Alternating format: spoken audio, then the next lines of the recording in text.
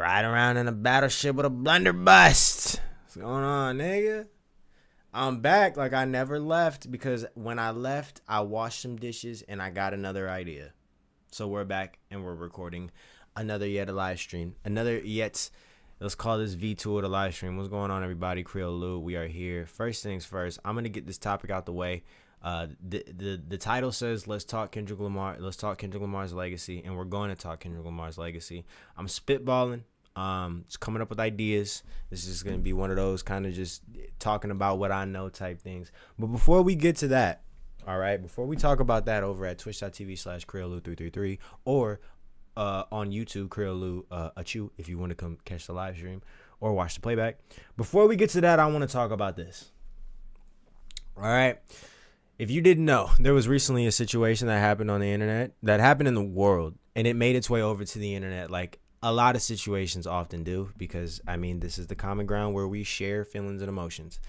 Okay, there was if I were DoorDash, I would remedy this quickly before this blows up there in their face. Okay, so basically the story is, the tale of the tale is that there was a woman, she's out, she's doing her DoorDash and due diligence. She's doing her duties, getting her money, and she drops a package off at a dude's door. Okay, now I don't know if I can necessarily show the video because fuck it. Whatever, right? So basically, yeah, okay, the dude covers it up. She drops some shit off at bro's door and she puts it down and she realizes that the nigga is sitting on his couch, dick out, sleeping with his door open. Okay? It's a little weird. It's a little weird. The nigga's laying in his bed, not in his bed, on his couch, knocked the fuck out. Dick out. All right.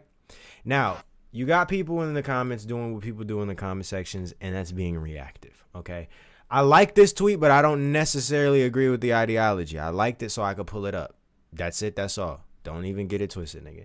She says she opened his door, went in his house, saw him unconscious, sleeping naked. The DoorDash instructions said leave at door. No, that's not sexual assault or indecent exposure. She has no right to enter his home.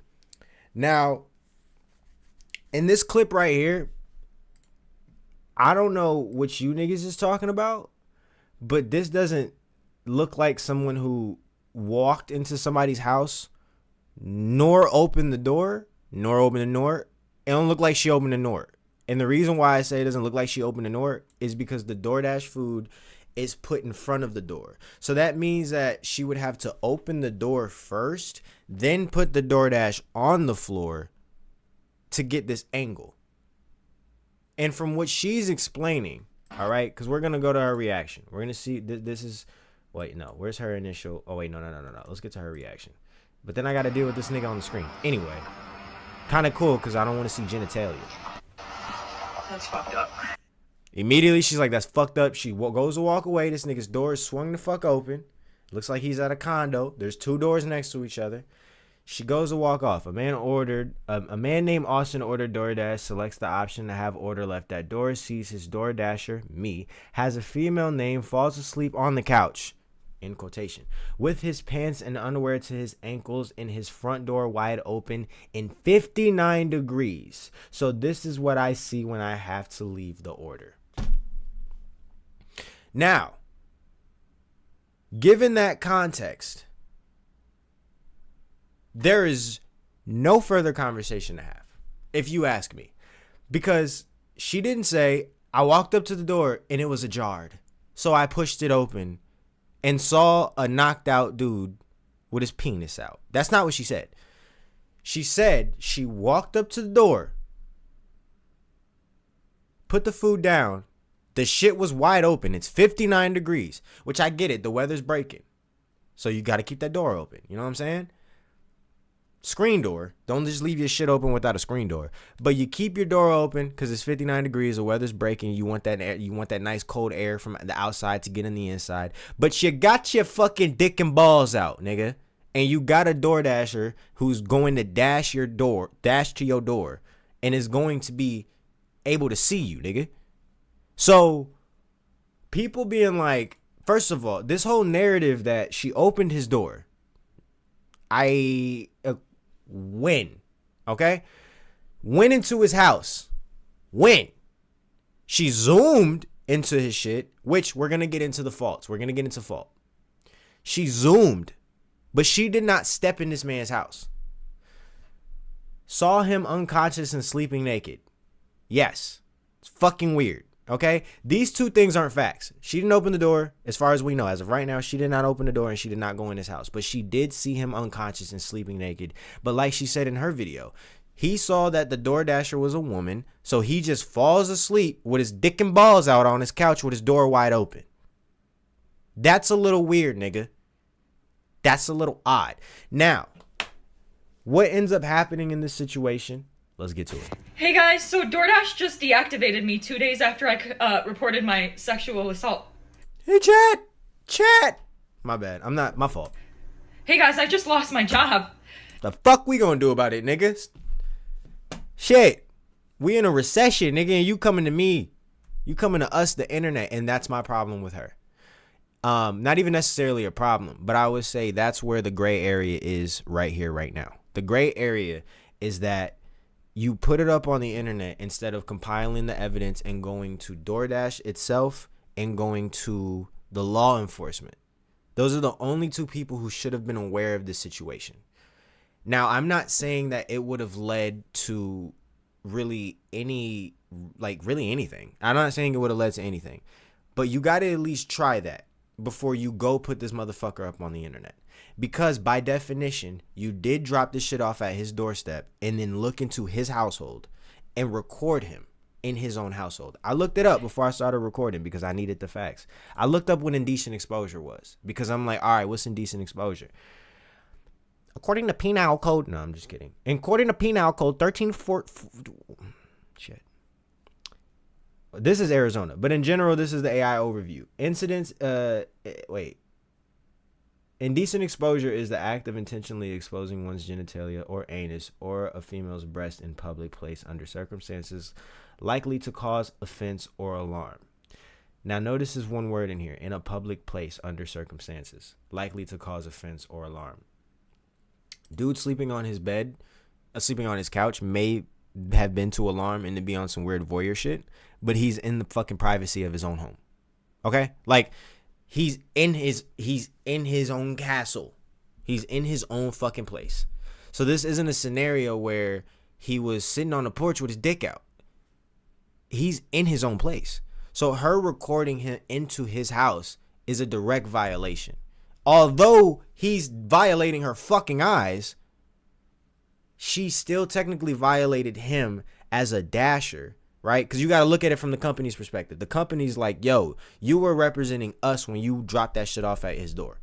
Even though you're an independent contractor, an independent worker, you represent DoorDash when you dash at doors. So when you're door dashing and you record a man in the privacy of his own house with his penis out, that could be spun and he could come back to us and flip that and be like, yo, I was drunk, or I fucking got epilepsy, or I don't fucking know, he nutted too hard and fucking passed out. Whatever his story that he flips, he could turn that into, I'm not even safe in the privacy of my own house and DoorDashers are recording me sleep. I'm gonna sue DoorDash. You feel me? So that's where it's like, you're going on the internet looking at a bunch of niggas who are in the same predicament as you, as far as like financially probably, and you're like, hey chat, I just got fired. The fuck you want us to do about it? You should have took that to the correct authorities, and then if nothing came of it, put that bitch on the internet. And then if you get fired from DoorDash, people are gonna be like, all right, let's jump to this woman's defense, get a GoFundMe going, maybe get until she gets her little social, career started up and shit, because that's what's probably gonna happen. You know what I'm saying? She's gonna be on social media popping in a couple of months, so with her own little Bitcoin or some shit. But it's like, when you do this shit and then you immediately run to the internet, it's like, I mean, you gotta think, bro. You gotta go through the courses. But then again, you were kind of, she was put in a really fucked up, in a weird situation. So it sucks. I don't like how people are acting as if she's just like, woman bad, nothing happened to you, bitch. Like, I don't like that reaction.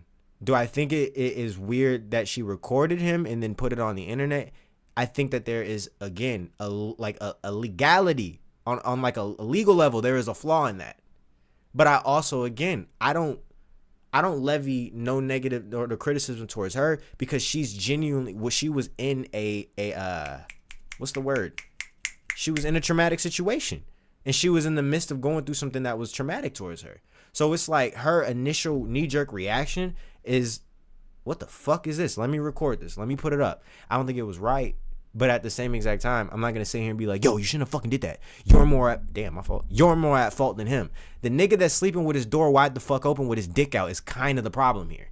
Why are you sleeping when you know you have DoorDash on the way? You sleeping with your dick out. That's a little weird, my boy.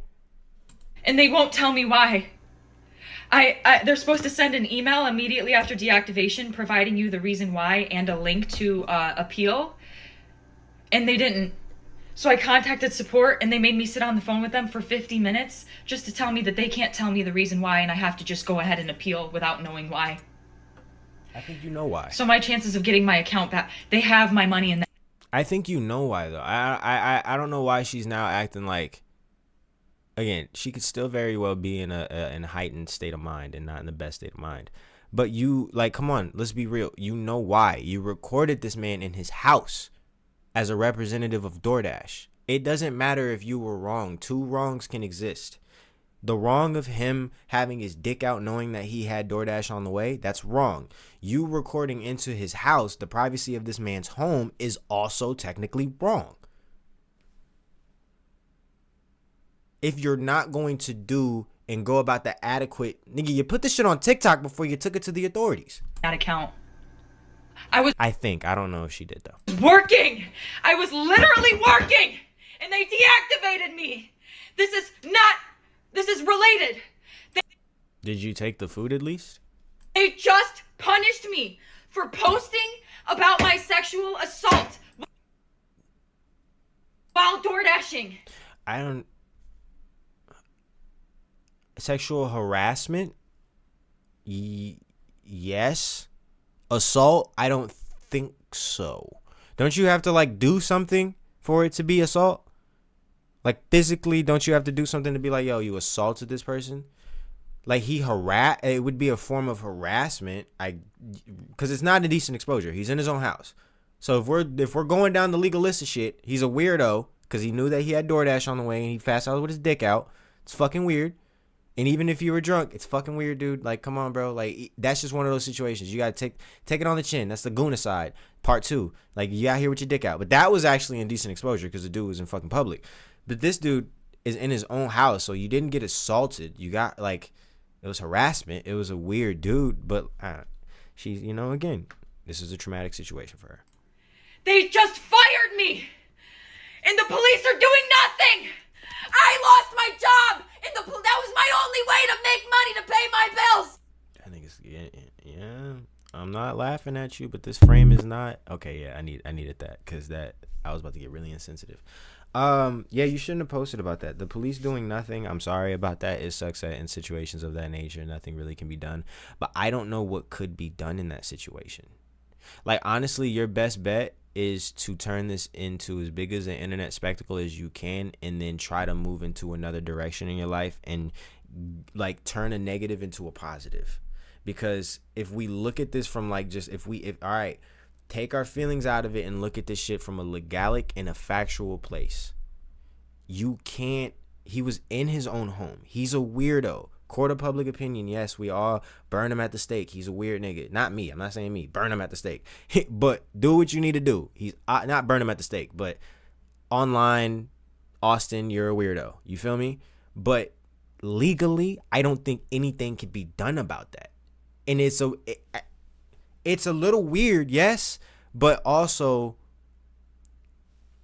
this isn't a work of like I was assaulted and the police didn't do anything. He didn't touch you. He was kind of knocked the fuck out on his own. What's his name? And he was being a weirdo. But you got harassed. It's fucked up. It sucks that, I don't know, like, you can't get reimbursement from DoorDash financially. But at the same exact time, it's kind of not, because on a business standpoint, if every nigga came to them and was like, yo, some weird shit happened to me while I was DoorDashing, now pay me for it, then they would be broke as fuck because they're just giving away money. So it's like, I think the best thing to happen in this situation is for the man's name to be exposed because he did some weird shit and held him accountable for doing some weird shit, and the internet focusing on the fact that she's a person and maybe she can contort this and flip it into being someone that's online, or I don't know, like has a personal business or has something that she wants to do. Now if she's just like, dog, I don't even want to be on the internet like that, well then I ask you, why the fuck did you post it on TikTok to begin with? Because like, you posted that shit quick as hell.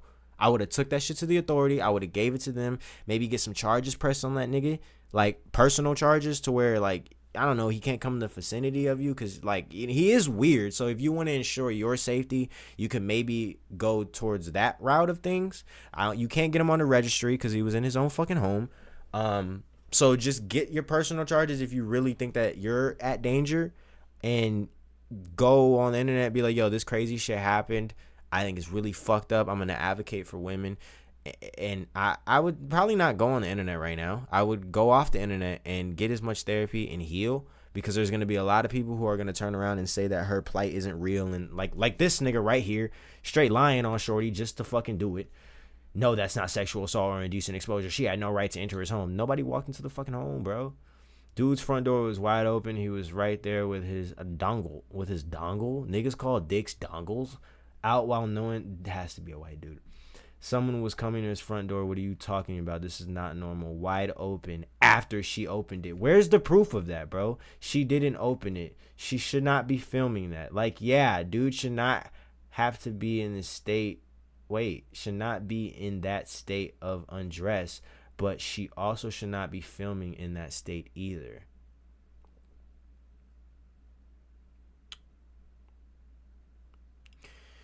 And that's that weird shit that niggas are talking about. Yes, she does.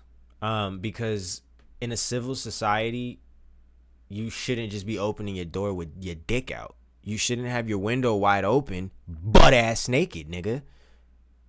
Like that shouldn't happen. And if you're doing weird shit like that, and if you get recorded and reported, I think that's okay.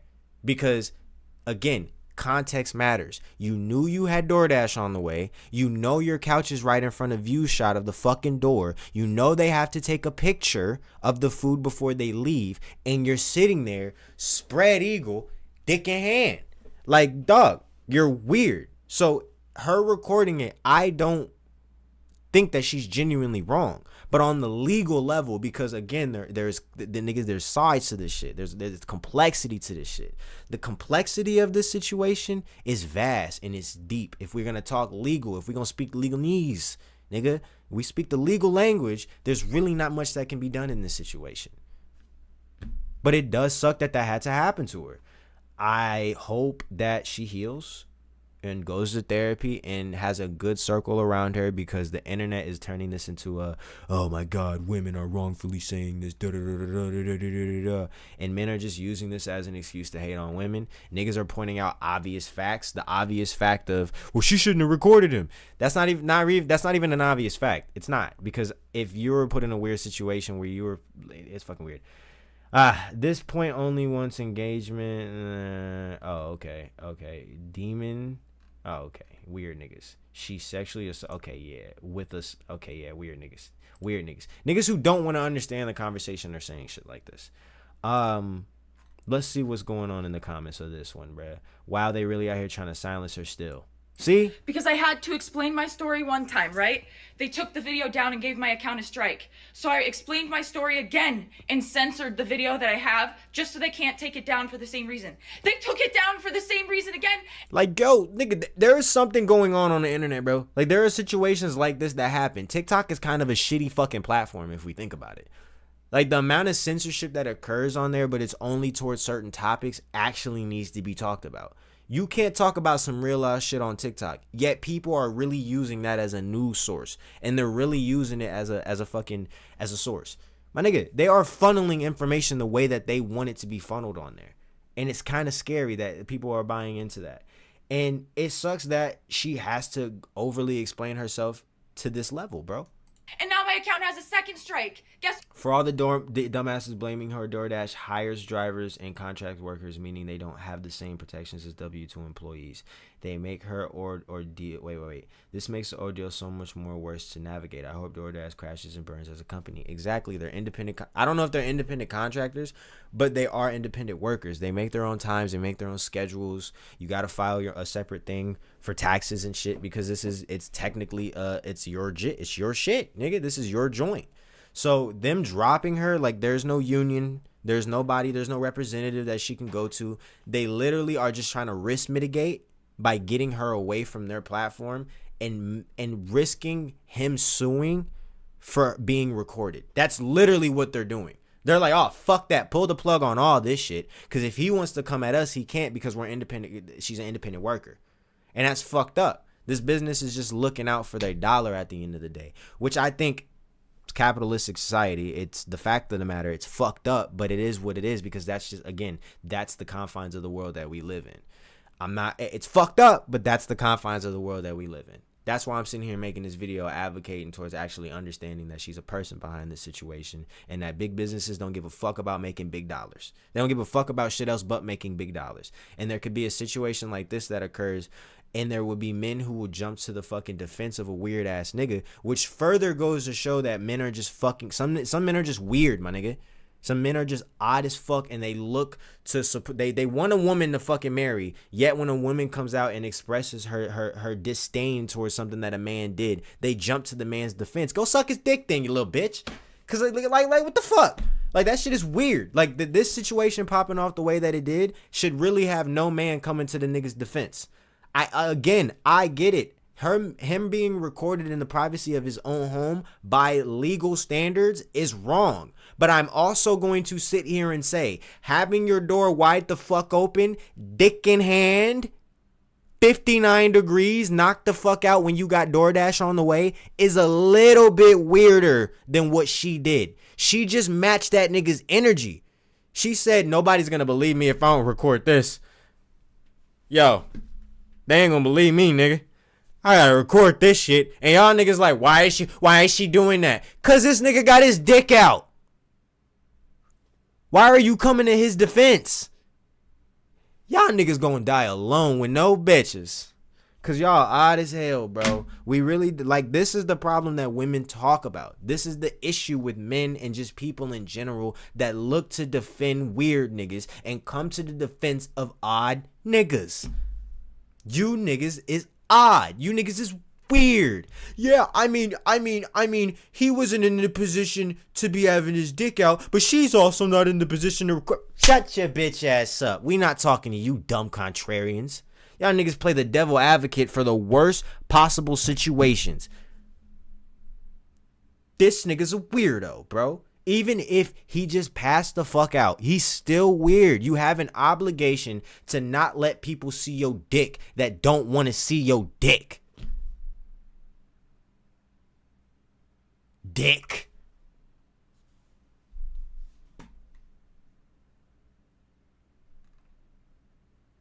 I don't even use DoorDash, nigga. I'm a Uber Eats type of nigga. Oh, I thought it was sexual. I was sexually assaulted by a DoorDash driver. Then it was a DoorDash driver and customer assaulted me. Then I was talking about sexual assault while working. But it's actually just I called the cops and someone being naked in their own house. It's not. It's not. It's not. It's I accepted an. I'm not arguing with these niggas. I'm not doing it. Listen, I hope you gained something from this video. Quit coming to the defense of weird niggas when they get caught in situations, or coming to defense of people that did wrong because they did a wrong and try to be the contrarian when you can look at this and understand that a woman is obviously in a distraught state because she saw something that is traumatic. We don't know what else she's been through in her life, okay? We don't know what other type of shit that she's been, damn. We don't know other things that have happened to this woman that have to either do, oh, fuck. MAGA co-slayer, I just got fucking baited. Fuck! I should have known. These bitch-ass niggas is just trying to farm engagement. We don't know her mental state. We don't know what she's going through. We don't know what she's been through in the past in regards of men. And honestly, walking up to a door when you're just trying to deliver food and seeing a man with his dick out is a traumatic situation. So I don't blame her for any of her transgressions, any of her aggression, any of her reactions to the actions. I don't fucking blame her, because I understand that he's kind of weird for falling asleep with his dick out on the couch. We have obligations to keep our junk in the trunk, nigga. Hope y'all enjoyed this video, man. I'll see y'all on the next one. Man, bro. Honestly, that's weird as shit. I gotta get Twitter off the screen, though, because, you know, there'd be some shit on Twitter. Oh, man.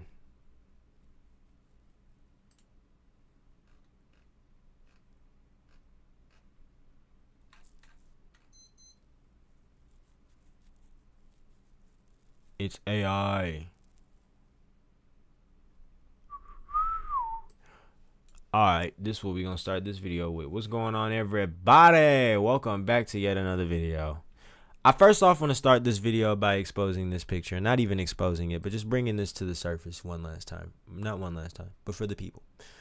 A family photo in Johannesburg, South Africa, 1989. 1989. This video or picture is a couple of years younger than my mother is. 1989, and this was a scene in South Africa. This is what was happening.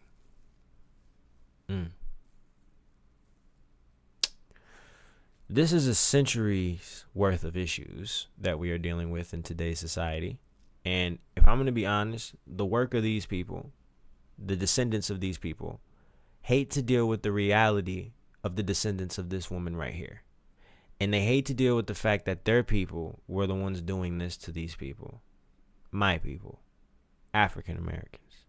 But this isn't a situation of African Americans. But just follow the course of what I'm saying here. So instead of dealing with the real root of the issue and actually doing anything to make these people feel a little bit more heard and understood as the oppressed, they stonewall, gaslight, tell niggas to move on, say it was years ago, act as if we don't no longer live in those times. And that shit pisses me off, bro. That shit really pisses me off. But honestly, I don't know how I would feel if I had to deal with generations of my family being pieces of literal shit in like the devil's henchmen. I don't know, bro. This ain't the original, nigga. That's a Photoshop. I fucking hate the internet, bro. I hate the internet. Welcome back to yet another video, man. Today I'm gonna talk Kendrick Lamar, bro. Today I want to talk Kendrick Lamar, and I like Kendrick's music, as you can tell. I've made several videos on Kendrick, and I just want to say this: I am an objective fan of hip hop. Okay, before we get into this, I'm just a fan of good music and good art, bro. And Kendrick is a good artist. All right, I started to listen to Kendrick maybe in 2013, 2014, around To Pimp a Butterfly. I'm 11, 12 years old, young black African American male in America, and I remember hearing The Black of the Barrier for the first time, bro. And if you remember, he said, "Now why would I weep when Trayvon Martin was in the streets when gangbanging make me kill a nigga blacker than me? Hypocrite." Trayvon Martin was one of the first events that happened in the public eye that I was conscious enough to internalize and understand and see it unfold and see the turmoil that was happening. I mean, I think my mom had to set me aside and have a conversation with me. One of many of those conversations that you have to have with your child, or you should have with your child if you're raising a person of color in the United States of America. So when I heard Kendrick say that as a 11-year-old, 12-year-old, you know, talking about I'm the biggest hypocrite of 2015. Once I finish as witnesses will convince is what I mean. Been feeling this way since I was 16. Came to my senses. You never liked us anyway. Fuck your friendship. I meant it. I'm African American. I'm African. I'm dark as some shit. Part of my heritage. I came from the bottom of mankind. My hair is nappy. My dick is big. My nose is brown and wide. Round and wide. You hate me, don't you? You hate my people. Your plan is to terminate my culture. You're fucking evil. I want you to recognize that I'm a proud monkey. You vandalize my perception but can't take style from me. At 11 years old, that shit was poignant, dog. Because we're all born into this world clean. Well, not really. We kind of come into this world pure. And we get tainted by the dirty old footed niggas that try to step all over us because try to step all over us because life stepped all over them. We get tainted. Our purity is tainted through time. And racism is one of those things that taint African Americans. It taints white people because it's an indoctrination process. So if you're born into a family, you don't know how to hate black people. But once you start being, you're growing up around your peoples and you start seeing them, you get indoctrinated into hating black people. If you're black, you grow up, you enjoy your life. Boom. One day somebody just may randomly tell you, go back to Africa. And you're like, what the fuck was that about? And then you have to have an adult who had to have that same realization, sit you down and be like, hey, so these niggas brought us over here 300 years ago as subservient slaves to build up their country to what it is. They denied us access to lots of things. They whipped and chained us for years. They raped, mutilated, and really tore our families apart and really did a number on us. And then they went to a civil war to see if they could continue to look at us as secondhand citizens, but because some people didn't no longer want to do that shit. And even the reasons behind they didn't want to do it, it was more political than it was about money more than it was about genuinely freeing the people. But anyway, let's stay the course of the conversation. They went to civil war about that shit. They lost that shit and didn't adequately punish the Confederates. So then these niggas just were now silent racists, and they were racist and quiet, and black people started to kind of progress, and then they would do some cool things, and then they would strike us back down,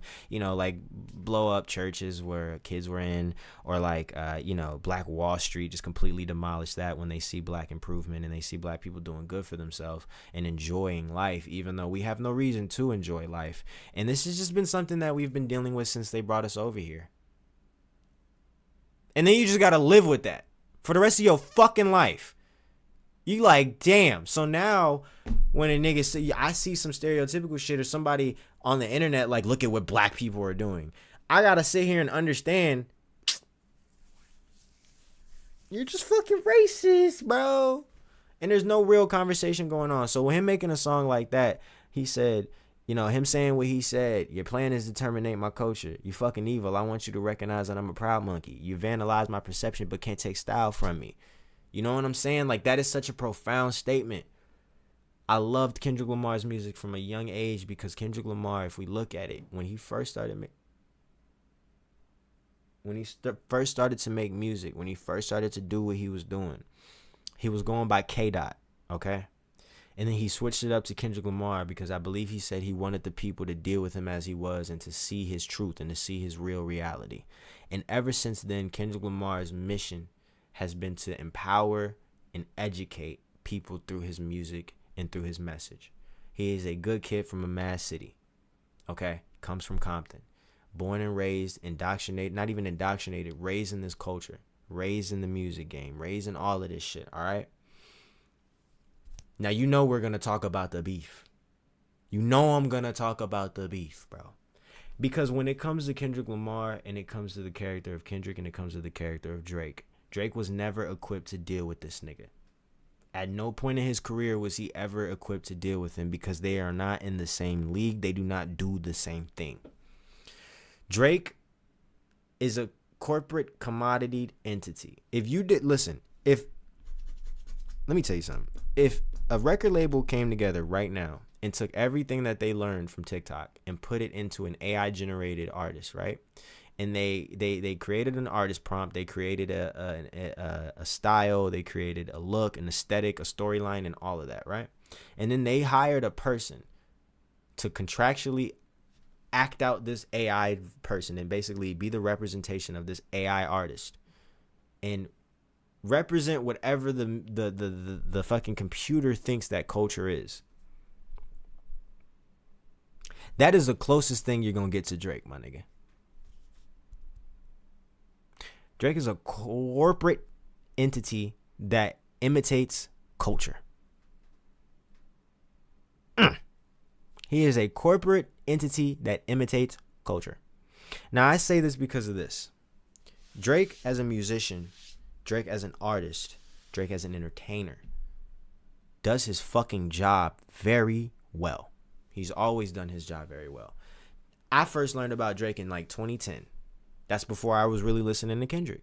It really isn't though, because I'm not gonna lie. I used to listen to Take It Fast, I Take You on a Trip Down Memory Lane. This is not a rapping while I'm slaying crack on move cocaine. Nah, I've really been listening to Kendrick since like 2010. That's fucking crazy. But even with Drake, what the point I'm trying to make is he's been around for a very long time and he's maintained this height and he keeps going higher. But then also his music. People idolize Drake because he's able to have these crazy numbers and the music that he makes is generational. He makes vibes, right? Okay. I would put Drake in a conversation of, I don't know, let's say the Beatles or Michael Jackson. He can have that. But not for the reason that he thinks.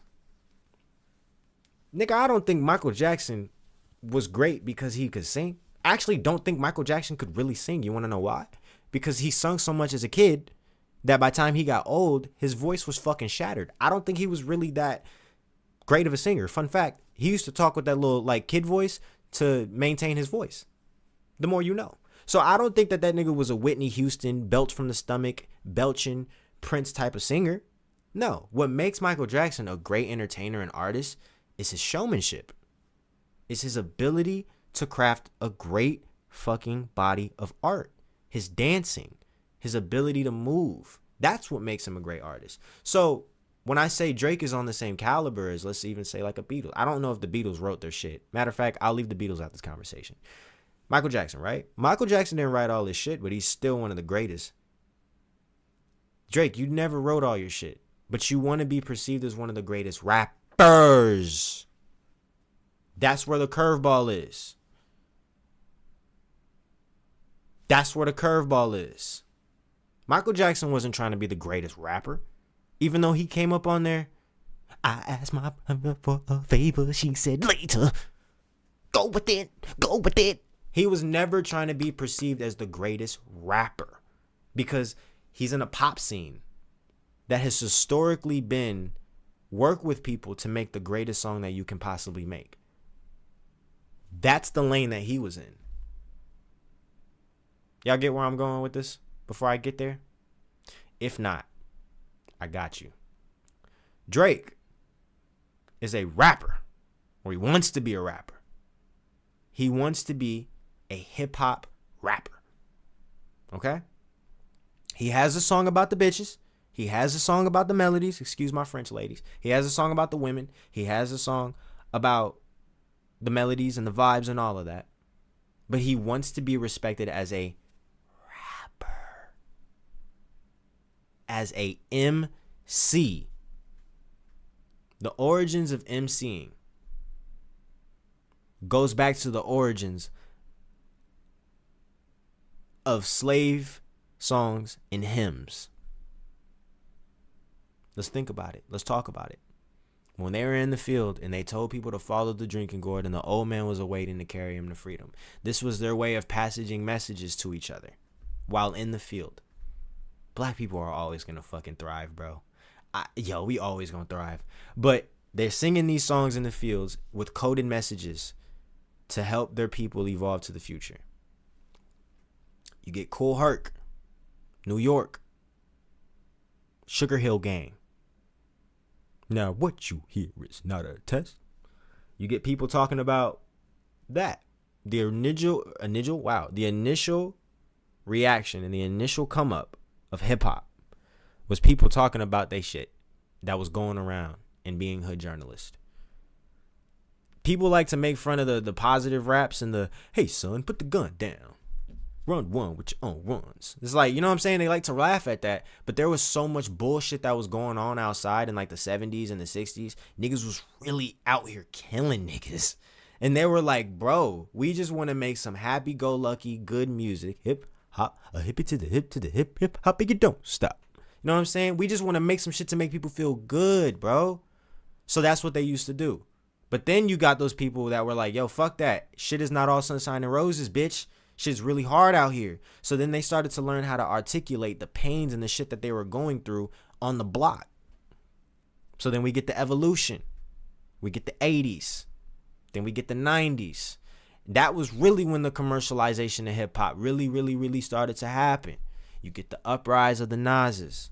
You get the uprise of the Tupacs. You get the commercialization and not the commercialization. You get the cultural appropriation of a Vanilla Ice. The moment that a nigga was like, go ninja, go. Nigga should have known that rap was about to be one of the greatest things, if not already was. It was going to be the most highly commodified thing in the fucking game, bro. Financially, niggas, you should have known that they were gonna galvanize the fuck out of hip hop when they had Ice Cube. All right, stop, collaborate and listen. Nigga's name is Robert Van Winkle. So we had that going on, right? We get the uprise of it. We get the Tupacs, who are really ingratiated in the culture. They're also spokesmen of what's going on in their environments, hood journalists. You know what I'm saying? Tupac was dead ass trying to start a political party, my nigga. Towards the end of his life, he was talking about starting a political party. And if anybody had the fucking steam to do it, it would be him. He is the mother of a Black Panther. He is the mother of a woman who legally had never been to school to be a lawyer, but quite literally defended herself in the court of law in the 70s as a Black African-American woman while she was pregnant and got out, nigga. That's origins of Tupac. He could have did that shit. He was a hood politician, bro. So that's the origins of rap. Okay? And then those people, being that they're still men, they're still Black, and they're still in America, they kind of got machismo and you know, pushed into this direction of beefing and battling with each other. And it became more about separation than unity. So then we get the West Coast versus the East Coast. So then we get iconic beefs, right? Just like it all stems around business. You get Ice Cube, no Vaseline. That stems around business. A lot of these fucking diss tracks stem around business practices being disrespected and then niggas being like, yo, fuck you, I'm gonna turn around and put it on wax, right? So that's where the origins of this rap shit comes from, this rap beef, right? So then you get a corporate commodity, a corporate entity who's imitating culture like Drake, try to come up and has all the advantages in his life to be put in positions to win. This nigga is a Jewish dude from Canada who had a fucking bar mitzvah and was an actor. There is nothing wrong with those things. But when you then come over to America to imitate heritage and say, I'm going to throw my hat in this conversation of who is the greatest rapper, fuck are you doing? Understand your place of privilege and operate out of it to forward progress shit. Unless all you want is the glory for your damn self. Then do what Drake did. Used his opportunity and his advantage to keep reaching these high heights. And what did he do as he kept reaching those high heights? Look down at niggas. And look down at those that had transgressions towards him or had negative thoughts towards him and didn't deal with them and actually see the criticism for what it was. He just waited for the perfect moment to come out and say, I'm about to make this heel turn and talk about all my enemies and how I got so many of these niggas trying to take away from a nigga. That's when he started to get emboldened. He didn't deal with why people didn't like him. He didn't deal with why people were like, yo, fuck this nigga. He never dealt with it. He just, all right, I'm going to keep doing what I'm doing because I'm successful. And I'm going to keep reaching these high heights. And then I'm going to talk my shit like I'm the greatest of all time. Nigga, you work with people. You work with people to make these songs. You're an artist. You're not a rapper, bro. You know when niggas be like, I'm not a rapper, I'm an artist. He's the first nigga to do the reverse and try to be like, I'm not an artist, I'm a rapper. I'm a real rapper. No, you're an artist, my nigga. You work with niggas. You collab with niggas to make hits. You work with other minds to make tracks and shit. You're not, that's not some rapidy rap shit, bro. Rap niggas seclude themselves in rooms and with 16s and really work on that pen of theirs. You're not a rapper, nigga. And it sucks because before this battle, I think back to it and I'm like, yo, he was kind of actually doing all right when it comes to rap battles. He had the Cold War silent back and forth jab, you know, that him and Jay-Z were doing. Like, how the fuck are you up there beefing with Jay-Z? And like, Kendrick is the nigga that knocked you off. But you can go at like you can go back and forth with Jay-Z, nigga. The shit with Pusha T. How did he Tootsie slide the fuck up out of that one? The industry, bots, the internet. Meek Mill. People just swept under the rug that he had bodyguards, or not bodyguards, that he had ghostwriters. And if I'm gonna be real, it's because it was Meek Mill who said it, nigga. It was Meek Mill who said it. So people didn't want to hear that shit from Meek, nigga. They didn't want to hear that. They weren't ready to hear that. From a nigga like Meek, bro. Like, come on, bro. And I'm not even trying to disrespect. I'm saying, like, him being the type of nigga, like, because it is a fair thing for him to say trigger fingers turn to Twitter fingers. Like, damn, Meek Mill do be up on Twitter, like, chatting, bro. So, like, I don't know. Right message, wrong messenger. And it's like, Tootsie Slide's about that situation. The point that I was trying to make is he never had the complexity. He never had the depth to deal with someone like Kendrick Lamar. Because when Kendrick, after dropping Damn, did his Black Panther thing, he went away. He went away because he had shit going on in his life that he had to go figure out. And he had to go figure out who he was. Because he's someone who's always tried to help people. He's always tried to save people or have that savior complex and talking his music as, you know, we got to fucking lift our people and we're going to be all right, and being a spokesman for the blacks, so to say. That's always been him. But he started to realize, damn. Damn. Like, literally, he realized, damn, this shit is fucking stressful, nigga. Let me go figure my shit the fuck out, because it don't matter what I do. You can't please everybody. Can't please everybody. You can't please everybody, bro. So he went away. He figured himself the fuck out. He looked at shit for what it was, and he dealt with it. And then when he came back, he said, "Mother, I sober." And his first song back, he told you niggas. He said, "Smoking on your top 5 tonight." Who the fuck backing him? All been falsified. The vaccine and the game need me to survive. He told these niggas what he was going to do. He said he's going to take your ass to class. He's going to show his ass and take you to class. He told you what he was going to do. He told you what the fuck he was going to do. And when it was time to battle, it wasn't a 20v1. Mad niggas did come at Drake. Pause. They came at him all at once. They did try to fucking berate him. But Drake also said he was a war veteran seasoned in preparation. So why the fuck didn't he adequately divvy this shit up and properly fire off these missiles? This Iceman rollout could have been so much better, bro.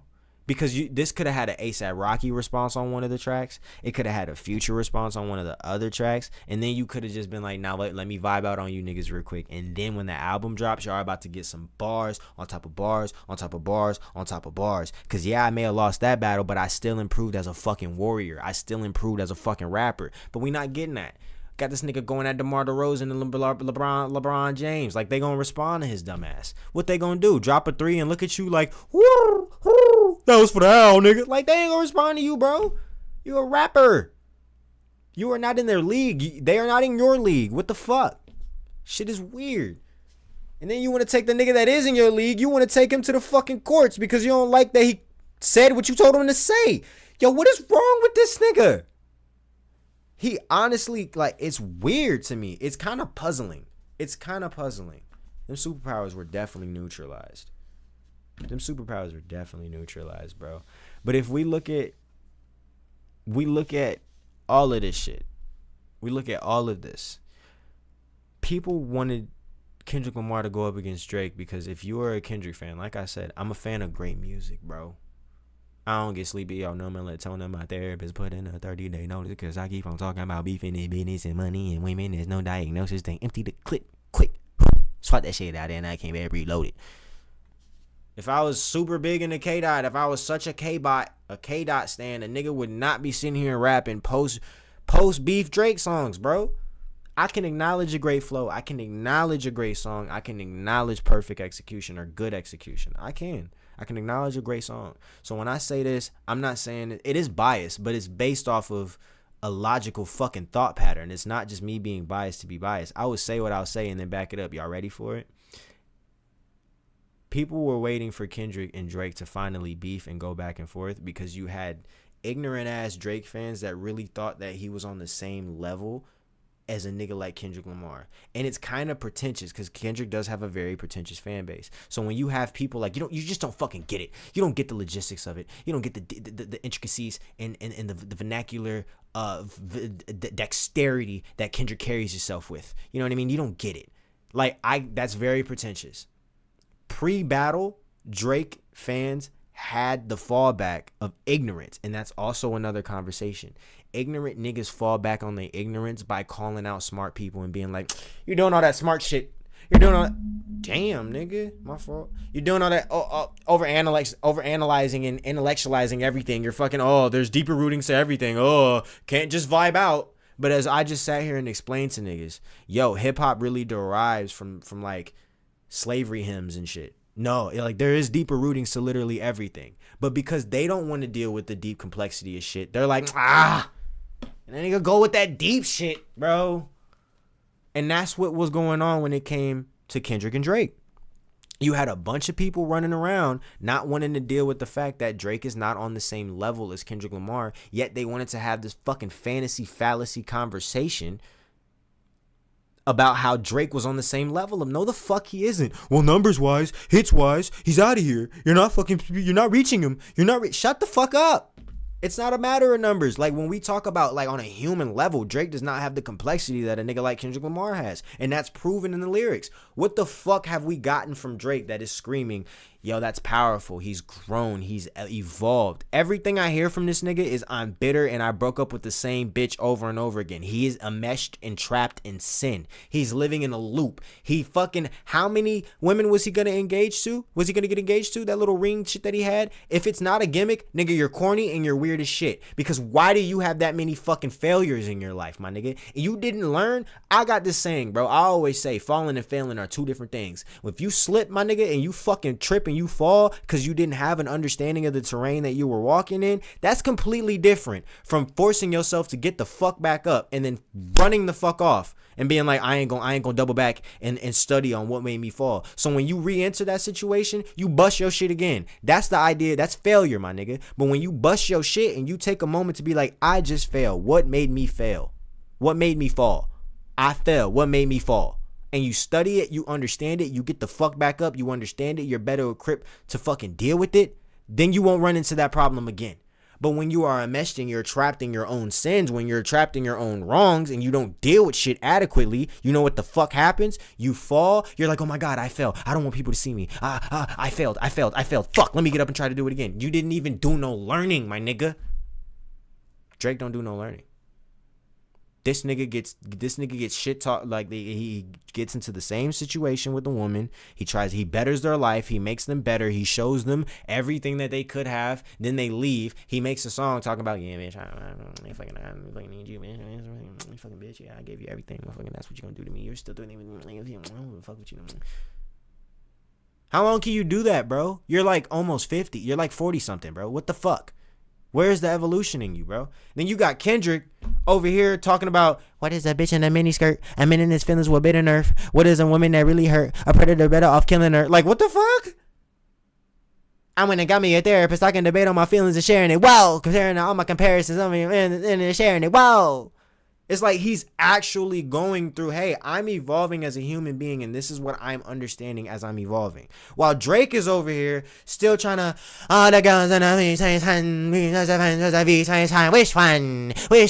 one? And then it's turning around, what did I miss? You missed the fucking part where you failed, like you missed learning the lesson, nigga. That's what you missed. You missed the mark, nigga. You're trapped in sin. You missed the mark, my nigga.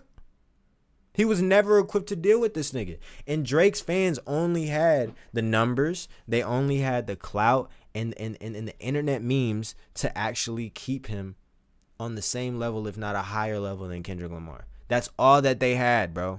That's all that they had. But then when it came time to, okay, the world stops. It's now time for Kendrick and Drake to go back and forth with each other.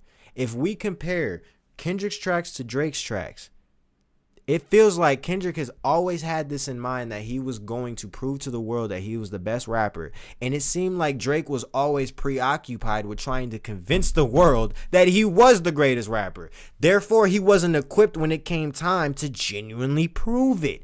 Yo, let's go through this shit, bro. Let's go through this shit. And then we're going to end the video, bro. Let's go through this shit, my nigga. So we get Family Matters from him, bro.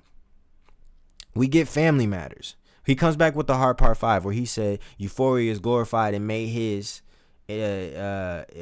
something is crucified and crystal clear in a land where her people hurt more people, fuck calling it culture. You feel what I'm saying? So that's the beginning of when he says, yo, listen, fuck your hip hop, nigga. He said it there, nigga, in a land where her people hurt more people, fuck calling it culture. Fuck your culture, nigga. That's what he said. Then he turned around and said, I'm going to smoke on the idea of the top 5. I'm going to smoke on your idea of the top 5. No, he said, I'm going to smoke on your idea of the top 5. He said, fuck culture. Then he turns around and says, nigga, fuck hip hop. Hip hip, hooray. Fuck hip hop. Then he turns around and goes, nigga, fuck hip hop. I watched the party just die, nigga. Then he goes, let's be clear. Hip hop died again. Half of my profits may go to Rakim. He was letting niggas know from the beginning, middle, and end that he was going to stifle and ruin this idea of hip-hop that niggas had in their head. This weird-ass fallacy world that Drake could actually exist in when it comes to hip-hop. He was like, nigga, I'm ending that shit. I'm crushing all of it. I'm the most consistent when it comes to my word, when it comes to my shit that I'm saying, right? So he says, I'm going to take y'all ass, I'm show my ass and take y'all to class. He does the Euphoria is made glorified and made his. He starts the battle with the fuck the big 3, it's just big me, because these niggas go up on the fucking first person shooter talking about this is the biggest thing in the Super Bowl, bro. This, oh my God, they want to argue about who's the greatest. Is it K Dotty, is it Aubrey or me? And he comes out and it's like, nigga, fuck you. I'm better than both y'all niggas. I went away for 5 years to figure my life the fuck out. You niggas stayed around making music and they still keep me in the conversations with you niggas, and you have been around writing way more raps than I have, or at least putting out more music than I have. Y'all niggas have put out way more music than me, and I'm still considered in the same conversation as you. Yo, fuck y'all hip hop. Fuck you niggas. Fuck the big 3. It's just big me. So then it's like, fuck. J. Cole come out. Doesn't have depth, so he talks about death, and then he walks it back because he realizes, I'm not equipped for this conversation. I don't even want it like that. I don't love it like that. My heart not in it like that. He backs out. So then you get this nigga Drake. Finally responds. He goes up on push-ups. I can never be nobody #1 fan. Your first #1 had to put it in your hand. You pussies can't get booked outside America for nan. I'm out in Tokyo. I'm big in Japan. I'm the hit maker y'all depend on. Backstage in my city, it was friend zone. How the fuck you big step? You ain't never take a chain off of us. How you fuck you big stepping with a size 7 man on? It's a bark with the bite, nigga. What's up? Rear on the top being sucker. So then, he's responded. That's a pretty decent response. We get into Euphoria. He starts it off. Nigga, your superpowers are neutralized. Famous actor we once knew. You know what I'm saying? Moving like a degenerate. Every antic is feeling distasteful. Why calculate? You're not as calculated. I could even predict your angle. You're going to fabricate stories on the family front because you heard Mr. Morale. You're a pathetic master manipulator. I can smell the tails on you now. Why you think he said that? Because he got word that this nigga was putting money in the streets to get information. And he's like, all right, this nigga's weird. All right, don't tell no lie about me and I won't tell the truth about you, you little bitch. Some shit he already said. Then he gets into it. He has fun with it. You know what I'm saying?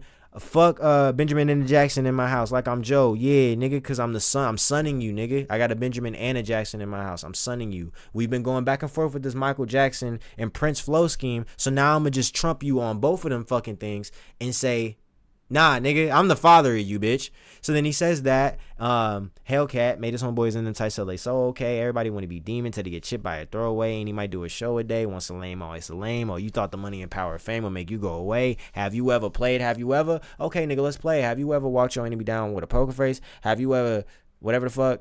I hate when I rap, talk about guns, somebody dies, turn to nuns, hop online, pray for city, fake for likes, digital hugs, daddy a killer, wanna be junior, must have forgot, shit that he done, dimension was running his family, but let it get shaky. I park his son. The very first time I shot me a Drake, the homie had told me to aim it this way. I didn't put it down enough. Today, I show you I learned from those mistakes. Somebody had told me that you got a ring. On God, I'm ready to double the wage. I'd rather do that than let a committee a nigga make Pac turn in his grave. Because that ring that Drake got, because he buys up memorabilia of hip-hop like a fucking colonizer, He fucking comes through and drops big bids on shit that actually has stories and history behind it, and he wears it as someone with no story or real history behind it, and it has no value. Tupac's ring, that Machiavelli 7-Day Theory ring, has a lot of historical impact and history behind it. I honestly, if you ask me, K-Dot's little reading ass is, I'd much rather him be with that historical memorabilia than a nigga like Drake who's just gonna put it on and try to flex it like it's a big ring on my finger. It's a ring, nigga. I got that ring, nigga. That's all he gonna do with it. Kendrick Lamar would actually probably put it in a fire piece, mention it in the video or something. He's from Compton. He gonna genuinely show love to this ring that Tupac created, the hood politician created, for his latter, for like the latter life of his life that he had that shit. So he's like, nigga, fuck you and fuck that ring that you got. I want it. I'd rather do that. Cutthroat business. You got shit twisted. Nigga, what is it? The braids. I hurt your feelings. You don't want to work with me no more. Okay. There's 3 goes left. I see 2 of them kissing and hugging on stage. This nigga's having fun with it. Like, he's not even really going crazy. He's like, nobody can tell me. I don't want to talk on no celly. You know I got language barriers. There's no accent you can sell me. Y'all remember when X told this nigga to stop speaking patois? Y'all remember when X told Drake, he said, tell Drake to stop speaking in patois. Niggas have been coming at him for his imitation for years. Where is it at? Where is it at? No. Is it this one?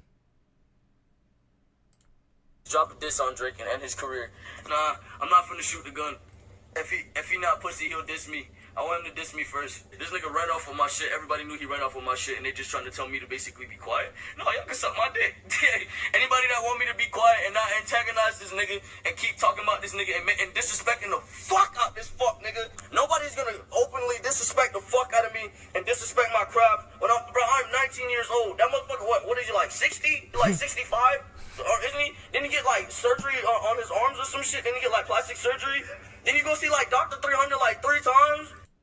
Nigga, this was back in when? 2018? No, what the fuck? This is like 2017. 2017, 2016. X was saying shit like this about him, bro. Talking about the surgeries, talking about all that shit. It's been the best kept secret that everybody's known. Like the Diddy situation. But what the fuck, bitch? You think I'm finna let you take my shit? That nigga sound like Rakai. And not say nothing? Fuck OVO. Tell OVO, everybody in OVO suck my dick. Lil Wayne made that nigga. Drake saying they found him like this, man. Lil Wayne made you. Nah, where's the clip where he told that nigga to stop speaking in patois? I can't find it. Oh, wait, Drake. That's why I spelled it wrong. Stop speaking. I don't know how to spell patois. Don't fucking laugh at me, bitch. I don't know how to spell it. Oh, here we go. Mr.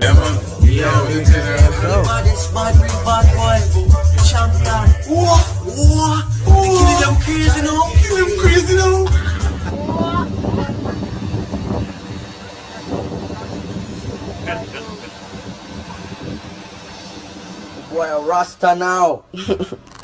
Hey, tell this pussy nigga Drake, stop speaking patois. You are not Jamaican. I'm a real fucking Jamaican. I'm from fucking Kingston. All of my family is from Kingston. Stop stealing my people's culture.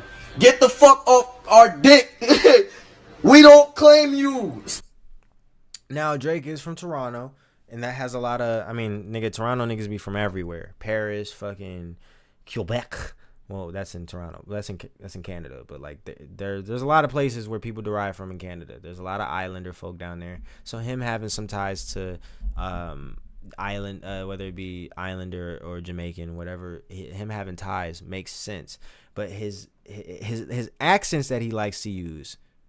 You know I got language barriers. There's no accent you can sell me. Yeah, Cole and Aubrey know I'm a selfish nigga. The crown is heavy. I pray they my old friends. If not, I'm YNW Melly. I don't like you popping shit at Pharrell. For him, I'll inherit the beef. Fuck all that pushing P. Let me see you push a T. Cause you talking about on Meltdown. Listen, this goes back, bro. This goes back. Dog, this nigga on Meltdown said, I bought the chains and I melted them down. Travis Scott, like the night before or a couple of nights before that, played Pusha T at Pharrell's studio. played Pusha T's album as he had it.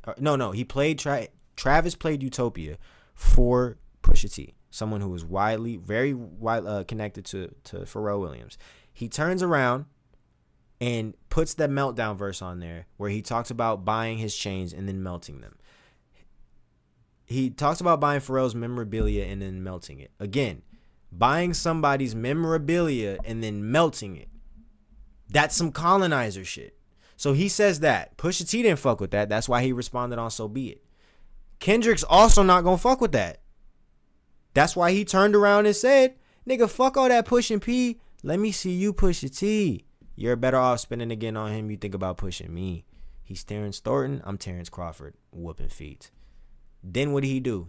Chains and whips. Niggas want the T on me. Well, here's the ginger root. I generate residuals, bitch. Get off my genitals. You want the T? You want to put money in the streets to get the information, nigga? This is the information. I generate money, bitch. I generate clout, nigga. I am clout. That's what he's telling them. So you don't want to push a T. You don't want to push it. Fuck about push a T. You pushing me. Spend again on him. You think about pushing me. He's Terrence Crawford. We ain't got to get personal. It's a friendly fade. You should keep it that way. I know some shit about niggas that will make Gunna wanna look like a saint. Now that can even go a little deeper to him being like, pipe down, young, need some whole nother politics. It was wolf tickets on sale till I silenced it. You know, or no, it was wolf tickets on sale till I silenced it. Pipe down, young, need some whole other politics. That could get into the whole Young Thug situation shit where he like, yo, I know some shit about the stuff that Thug be saying and that Thug is doing behind the scenes, the type of pillow talking this nigga be doing, that would make Gunna turn around and be like, yeah, lock this nigga up. But then also he like, I know some shit about niggas that make Gunna want to look like a saint. This ain't been about critics, not about gimmicks, not about who the greatest. It's always been about love and hate. Let me tell you, I'm the biggest hater. I hate the way that you walk. I hate the way that you talk. I hate the way that you dress. Referencing DMX, who is also someone that is very ingratiated in hip hop culture, was raised in it, raised from Yonkers, grew up in the culture, battle rapping, doing all that. He was the first nigga to say, I just hate the way he walks, hate the way he talks. Yeah, I hate him. I hate the way he walks. You know what I mean? Like, that nigga had disdain towards him for no reason. Surprised you wanted that feature request. You know we got some shit to address. I even hate the way you say the word nigga. But that's just me, I guess. That's that hating shit that he's talking about. That's that pettiness. We ain't got to get personal. It's a friendly fade. And then turns around and says, I hate the way you say nigga. And that's just me, though. Some shit just cringeworthy. Ain't even got to be deep, I guess. I still love when you see success. Everything with me is blessed. Keep making me dance and waving my hand and it won't be no threat. I know they call you the boy, but where's the man? I ain't seen him yet. Matter of fact, I ain't even bleed him yet. Can I bleed him? Bet. He's fucking with this nigga. He's fucking with them. He's like, yo, I'ma sung your ass. I'm going to say that I'm Joe Jackson. Since you want to be Mike Jackson, nigga, beat it. I'm better than you. You're my son. He's like, we ain't got to get personal. Let's keep it friendly. I don't like the way you say nigga, bruh. Little light-skinned nigga. Is it your braids, nigga? What is it? What's going on? We going to keep it friendly. We going to keep it cool. That nigga hasn't said shit. Can I bleed him yet? When I see you stand by Sexy Red, I believe you see two bad bitches. I believe you don't like women. That's real competition. You might pop ass with them. Let's speak on percentage. Show me your splits and I'll make sure I double back with you. You was signed to a nigga that was signed to a nigga that said he was signed to that nigga.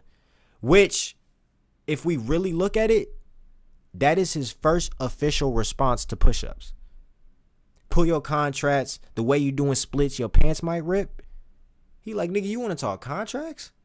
You was signed to a nigga that signed to a nigga that said he was signed to that nigga. Oh, you try cease and desist on a like that record? Ho, what? You ain't like that record? Back to back. I like that record. I'm going to get back to that for the record. Why would I call around trying to get dirt on niggas? Y'all thinking my life is rap? That's whole shit. I got a son to raise. I can see you don't know nothing about that. Up until that point, who the fuck said that he was compiling information to do anything? Nobody. Up until that point, nobody has said Kendrick was out here looking for information. And I don't think anybody knew that Drake had put some money in the streets to get some information. So him turning around saying, why would I try to get dirt on niggas? Y'all think my life is rap? That's whole shit. I got a son to raise. But I can see you don't know nothing about that. After he just told niggas, can I bleed him? I bet. I'm about to genuinely respond to push-ups, and I'm about to talk about his splits, and then I'm gonna get on this fact that this nigga is trying to fabricate stories on the family front, trying to get some information, and I'm gonna be like, why would I do that though? Because I got a son to raise, something you don't know about. Waking him up, know nothing about that. Telling him to pray, know nothing about that. Giving him tools to walk through life, like day by day, know nothing about that. Speaking on morals and discipline, something about, listen, man, you don't know nothing about that.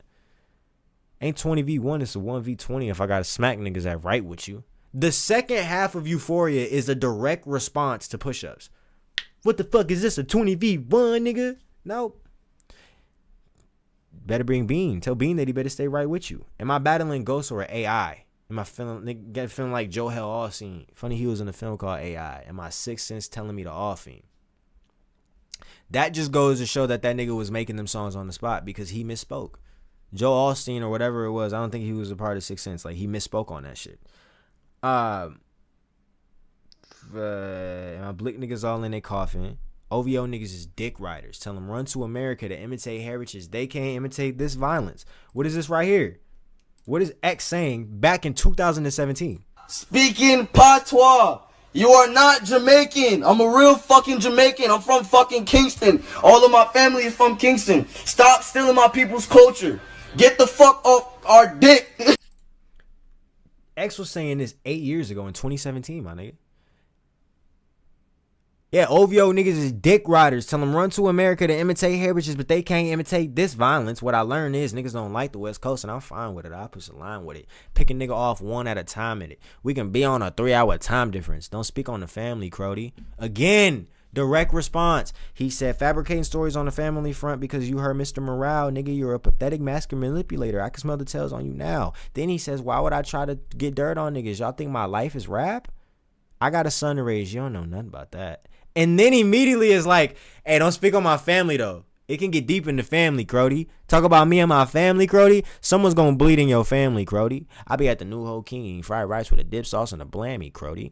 I say he be at the New Ho King eating fried rice because I think that he, like, saw that shit. I think he saw, like, a clip of him at the New Ho King, or at least heard, like, an early version, or saw an early version of that music video that he was going to release, where they were eating the New Ho King. I think he knew, like, pre, you know what I mean? And a dip sauce. Or he was just trying to name a Canadian place. Tell me you cheesing, fam. We can do this right now on the camera, Crody. But also, hear me out. I'm putting the tinfoil cap on.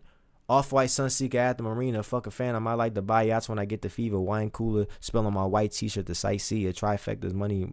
Wait. Luke Cali dwellers in Brooklyn just to book me some pizza.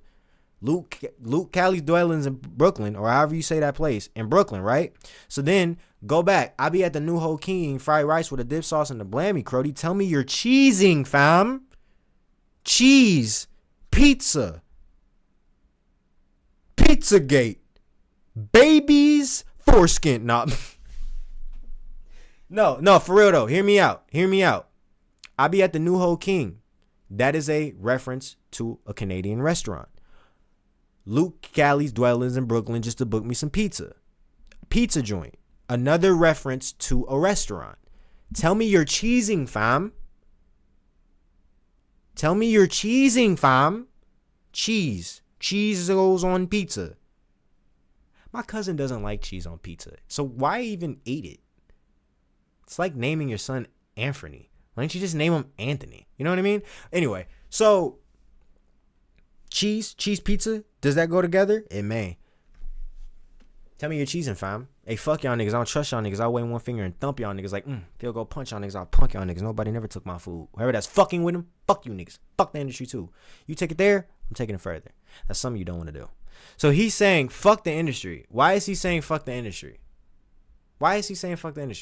Nobody in the industry up until this point had tried to stop anything. As far as I know, there hadn't been anybody who tried to orchestrate a conversation to get them to put the beef aside. So why is he saying fuck the industry? Because he knows, bro, that the nigga's either going to turn around and sue or try to get representatives from the labels to get him to take the shit that he's going to say down. Because if he takes it further, if he takes it there, and where is there? He already told them, you're going to fabricate stories on the family front and don't talk about my family. And then he said, if you take it there, I'm going to take it further, nigga. So then we get the big fucking reveal. We get 616 in LA, which again, Drake can't do some shit like that. Drake does not have the fucking dexterity in his mind. He does not have the depth in his mind to pray to God before he goes to a battle with a nigga, because he understands that the shit that he is about to say is going to not only give him power in the eyes of plenty, but it's also like he has to kind of do some mischievous shit to get there. This nigga was pleading, God, my vision is yours. Who am I if I don't go to war? There's opportunity when living with loss. I discover myself when I fall short. Raise my hands to a falling sky. I fantasize me, jumping planets and correspond. Immortalize 3. Angels watching me all the time. Put my children to sleep with a prayer. Then close my eyes. Definition of peace. Tell me who gon' stop me. I come from love. As still. Cover my heart. Then open me up. Remember when. Picked up a pen. Lyrics that I can trust. Timid soul. Staring in the mirror. Asking where I was from often. I know this type of power is gon' cost. But I live in circadian rhythms of a shooting star. Mannerisms of Raphael. I can heal and give you art. But the industry's cooked as I pick the carcass apart. Then he gets into it. Yeah, somebody's lying. I can see the vibes on act. Even he looking compromised. Let's peel the layers back. Ain't no brownie points for beating your chest, harassing, and you're fucking with good people. Make good people go to bat. Conspiracies about Cash Dog? That's not even a leak. Finding jewels like Cash Dog. I just need you to think. Are you finally ready to play? Have you ever? Let's see. Have you ever thought that OVO was working for me? Fake bully. I hate bullies. You must be a terrible person. Every person your team is whispering that you deserve it. Can't sissy slide up out of this one, is just gonna resurface. Every dog gotta have his day. Now living your purpose. It was fun until you start to put money in the streets, then lost money cause you came back with no receipts. I'm sorry that I live a boring life. I love peace. War ready if the world is ready to see you bleed. Everything that I have been talking about, people have been waiting for Kendrick to go at this nigga. When he talks about staring in the mirror and being a timid soul, asking where he's from, he talked about that on Mother I Sober. Being like, yo, since I was 5, questioning myself. Obviously, it was about a different situation, but since he was young, he's always questioned what was his purpose and who he was on this earth, who he was to be on this earth. He knows that he's going to go into a rap battle and someone's going to come out as victorious and the greatest rapper of this generation.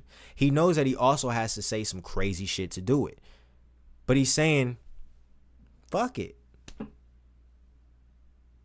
Raise my hand to a falling sky. I fantasize me, jumping planets, immortalized. I correspond 3. Angels watching me all the time. Put my children to sleep. What a player. Then close my eyes. Definition of peace. Then he goes, tell me who's going to stop me. I come from love. S still. Cover my heart. Then open me up. Remember when. Picked up a pen. Lyrics that I can trust. I know this type of power is going to cost, but I live in circadian rhythms of a shooting star. He's saying, nigga, I'm different. The mannerisms of Raphael, I can heal and give you art. He went away and made Mr. Morale and the Big Stepper. And he's like, yo, the industry's fucked, and I'm about to literally pick it apart. And when he came back, he told niggas he was going to smoke on the top 5. So that whole song is him just basically being like, yeah, bro, this is my manifesto or whatever the fuck. And then also, you think OVO niggas is working for me? Why do you think I'm going to release this shit the same day that you're about to release your magnum opus with 3 beat changes and you're going at the whole entire rap game? And why do I already kind of know that you're going to try to talk about my family? And I'm going to keep warning you. If you take it there, I'll take it further. And that is something you don't want to do. Then at the end of that song, he goes, before you figure that you're not alone, ask what Mike would do. Extending one last olive branch. Because if we look at it from the lens of Kendrick and Drake, live a life that only Kendrick and Drake can truly understand and comprehend. Kendrick, Drake, and Cole. They have feelings that only those 3 people can understand. Because they're the only 3 that are considered the big 3. So when he releases, he tells him, he keeps warning this nigga, you don't want to do that. Don't do that. I told you not to go there. I told you not to go there. That's basically what he's telling this nigga, right? Then he goes, at the end of 616, right before shit is about to get fucking nuclear, right before niggas take off gloves, take off shirts, and get ready to whoop feet, he asked this nigga, before you figure that you're not alone, before you figure that you are alone, ask what Mike would do. He reaches out one last time. This nigga never returned back to the Michael Jackson Prince flow scheme ever again. Never. He ended that flow scheme. He started it. Well, no, Drake started it on Family Matters. He responded to it on you know, like that. Drake responds to it on what's a prince to a king, he a son. Said that on Push-Ups. Got a Benjamin and a Jackson all in my house like I'm Joe, okay. He responds to it then.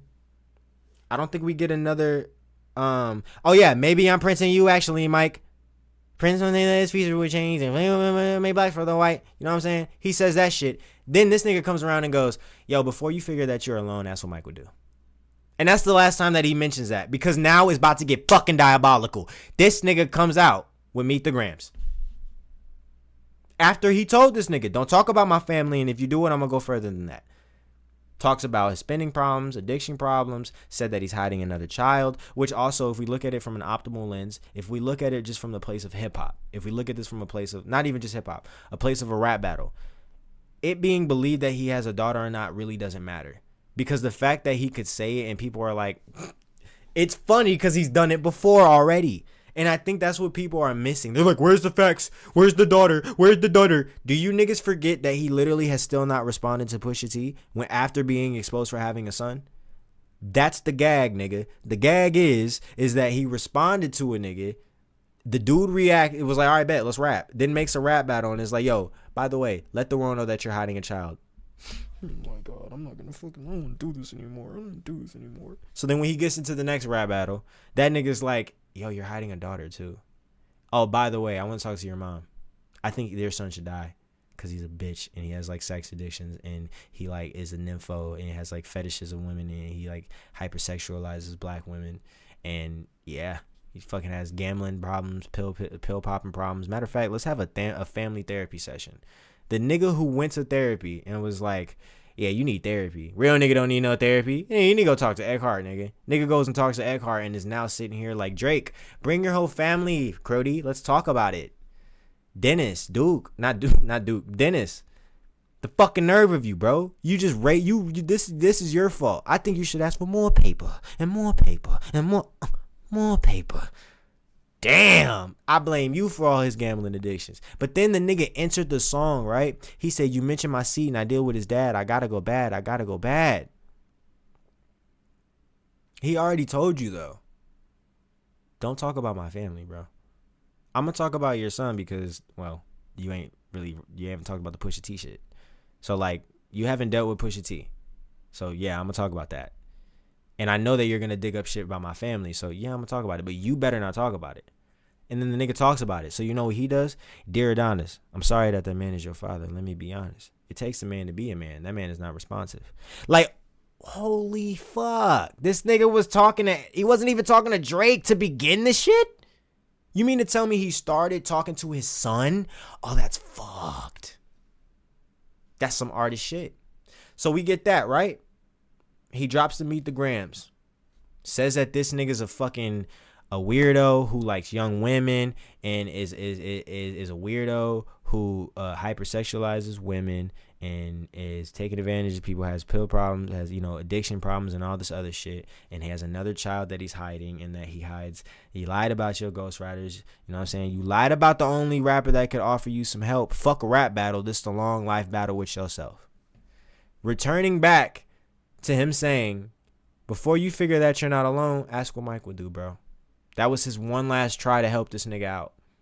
Then this nigga fucking responds, says everything that he told him not to say, so now he has to fucking eviscerate this nigga. And he said, yo, you fucked up the relationship with the only nigga that can help you with yourself. Which is me, nigga. Prince and Michael Jackson needed each other. When Michael Jackson died, Prince locked himself in a room for days because they needed each other. But you gonna fuck up this bond between us because you want to be perceived as the greatest and not understand that you gotta bow down. Where you from, nigga? Fuck what you heard. Where you from, my nigga? Where your grandma at? No. Kendrick comes from a mad city. You better run, nigga. The point that I'm trying to make is you gotta respect, bro. Money Money, power, respect. The last one is better. And you gotta show respect and give paid dues where dues is meant to be paid, bro. And that's what J. Cole did. It just sucks that it came at the wrong time. It sucks that he had to try to tip his fucking feet in the waters and then came back and like he looked a little soft now. He could have just never released it and been like, honestly, nigga, I got too much respect to K-Dot to be doing some shit like that. That nigga's a beast. I ain't even gonna rap on that. I ain't even gonna try to respond to that nigga. He got it. I ain't on that shit. Fall off coming soon. He could have did that and niggas would still have shit to say, but then it would have aged way more better if he would have never released 7-Minute Drill. But J. Cole is a nigga that has grounding ability to ground himself and understand, I don't really need it like that. I'm gonna respect K-Dot because like I said, he's been away for a very long, I didn't fart. My shoes, they squeaked up against each other. He's been away for a very long time and is still considered in the same conversation as us. And we have been putting in work, my nigga. I have released KOD since. I have released Dreamville compilation since. I've tried to help another artist get up with JID. Nigga, you've dropped like 4 albums, Drake. You lost the battle to Pusha T. Why are you trying to fuck with this nigga? This nigga's been gone forever and not really doing shit, and people are still talking about this nigga like he's the boogeyman. They still talking about Element. They still talking about hood politics. This is 2 albums ago, bro. We should not worry about this nigga. We should give paid respects where it's due, nigga. And it's to K-Dot. He's that nigga at his time. So because he don't know how to show a nigga respect, he fucked up the relationship. Fuck a rap battle. This a long life battle with yourself, right? Eviscerates that nigga. Ends that nigga. Ends all of his hype. He said, yo, I know you probably thought I wanted to end your party, but like you discredited some good people. Like you getting on here saying bullshit to discredit good people. Cause nigga, fucking with good people make good people go to bat, nigga. I didn't wanna ruin your party, my nigga. But at the same time, fuck this shit. We're not gonna let this song where you going up on here praising other niggas like Chris Brown and YG who bang sets, which is also fucking yo, it's so stupid. You entered a diss track talking about people who kill niggas. And like quote unquote kill niggas. Because I mean they're performers themselves. So YG could get a button push. But the point is, him going on the, you know who really bang a set? YG. You know who really bang a set? Chuck T. You know who even bangs a set? CB.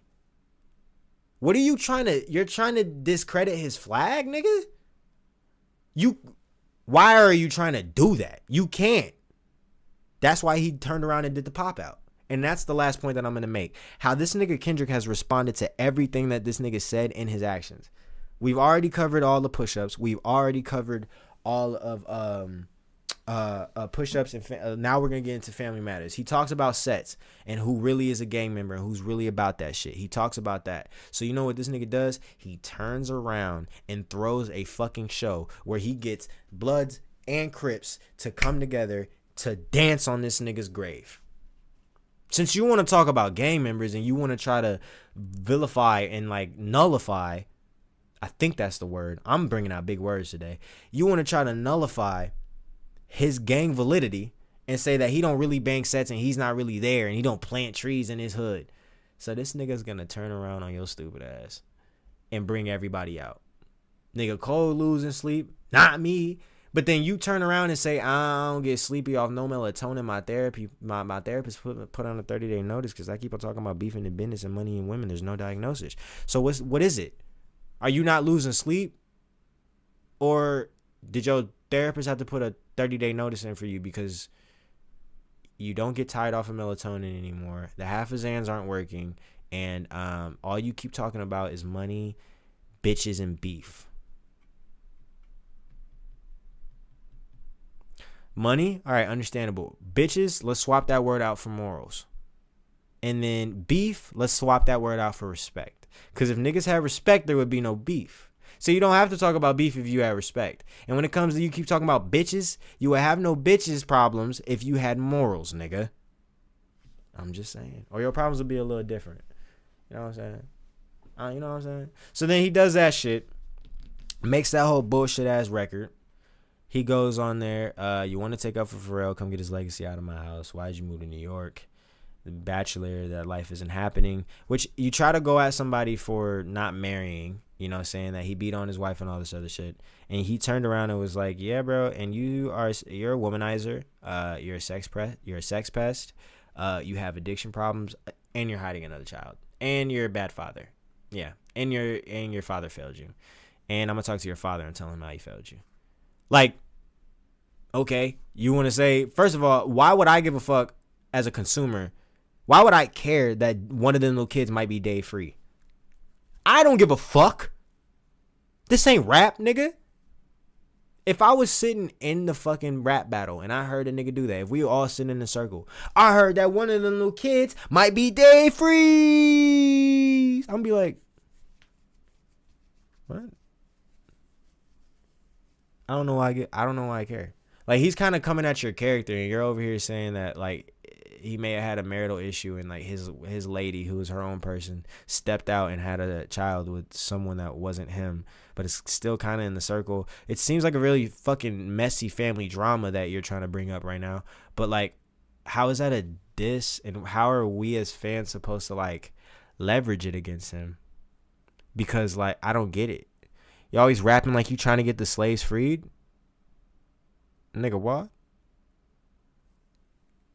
Not the nigga that uses all of his advantages to advance in his career and never actually speaks on black issues and never actually advocates for shit, and is just a walking apolitical Negro, turning around saying that a dude, like, I entered this video. Kendrick said, I'm the biggest hypocrite of 2015. Once I finish this witnesses will convince us what I mean. Been feeling this way since I was 16. Came to my senses. You never liked us anyway. Fuck your friendship. I meant it. I'm African American. I'm African. I'm black as a moon. Heritage of a small village. Part of my relatives. Came from the bottom of mankind. My hair is nappy. My dick is big. And my nose is brown and wide. And Drake turns around and goes, yeah, you're always rapping like you're trying to get the slaves freed, nigga. I don't like the way that you say nigga, but that's just me, I guess. Nigga, I said it. I know that you're mad.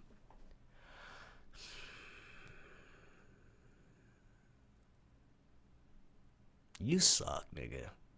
If you ever come across my content, Drake, I know I'm just rambling and ranting talking about this hip hop situation, but if you ever come across a video of mine, Drake, one, I hope it's this one. Two, I hope you get the fuck off the internet and find peace within yourself as a human being. And I hope that you don't have peace. Well, that's crazy.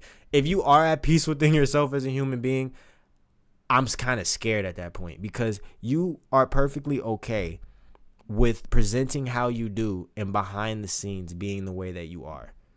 Like, he could just be acting right now. Drake could be dead ass acting and does not really give a fuck about shit. And it's just like, whatever. They're talking about Drake. They're not talking about Aubrey. They're not talking about me, the individual. They're just talking about the fucking rapper that I act as when I go outside. If that's who you are, bro, that's a little problematic. And it sucks, bro. But at the same time, I don't really care. Like, honestly, the evisceration of this nigga was bound to happen. It needed to happen. Because he didn't bow down to the king, nigga. And I'm not saying Kendrick is the king, nigga. God is the king. And when you bow down under God, nigga, he gonna humble your ass and make you really understand who you are and where you sit in this motherfucking place. And if he would have went away, was able to still maintain himself as an artist without dropping as much music as he did, and then came back and wanted to say that he was the greatest, I feel like God will respect that a little bit more than the nigga that stays around, uses every advantages in the book to get to where he's gotten to, and still wants to claim that he's better than other people who have not been appointed those same advantages, nor they don't have that reach that he has. You're not the fucking greatest. You would actually be putting on people who are deserving of it. Which, what did he do? You say you don't go back to your hood and plant money trees? GNX, that's a money tree to the fucking culture right there. That's a money tree to LA right there. Put AZ Chike on there. He put Peso on there. The GNX track has multiple features from people from Young Threat. You know, got mad people from there. Fucking Squabble Up. Fucking LA hit. Not Like Us. LA hit. TV Off. Mustard, showing love to Mustard. Reincarnated, showing love to Tupac, a West Coast artist. Yeah, he was born in New York, but he's a West Coast artist. Like, that was just him paying homage, since he want to say he don't go back to his hood and plant money trees. I've been with say you hate the girls I fuck, but what you really mean? I've been with black and white and everything that's in between. I think that right there goes to show how Drake internalizes and processes shit that is said to him. We hate the bitches you fuck because they confuse themselves with real women. And notice I said we, it's not just me. I'm with the culture feeling.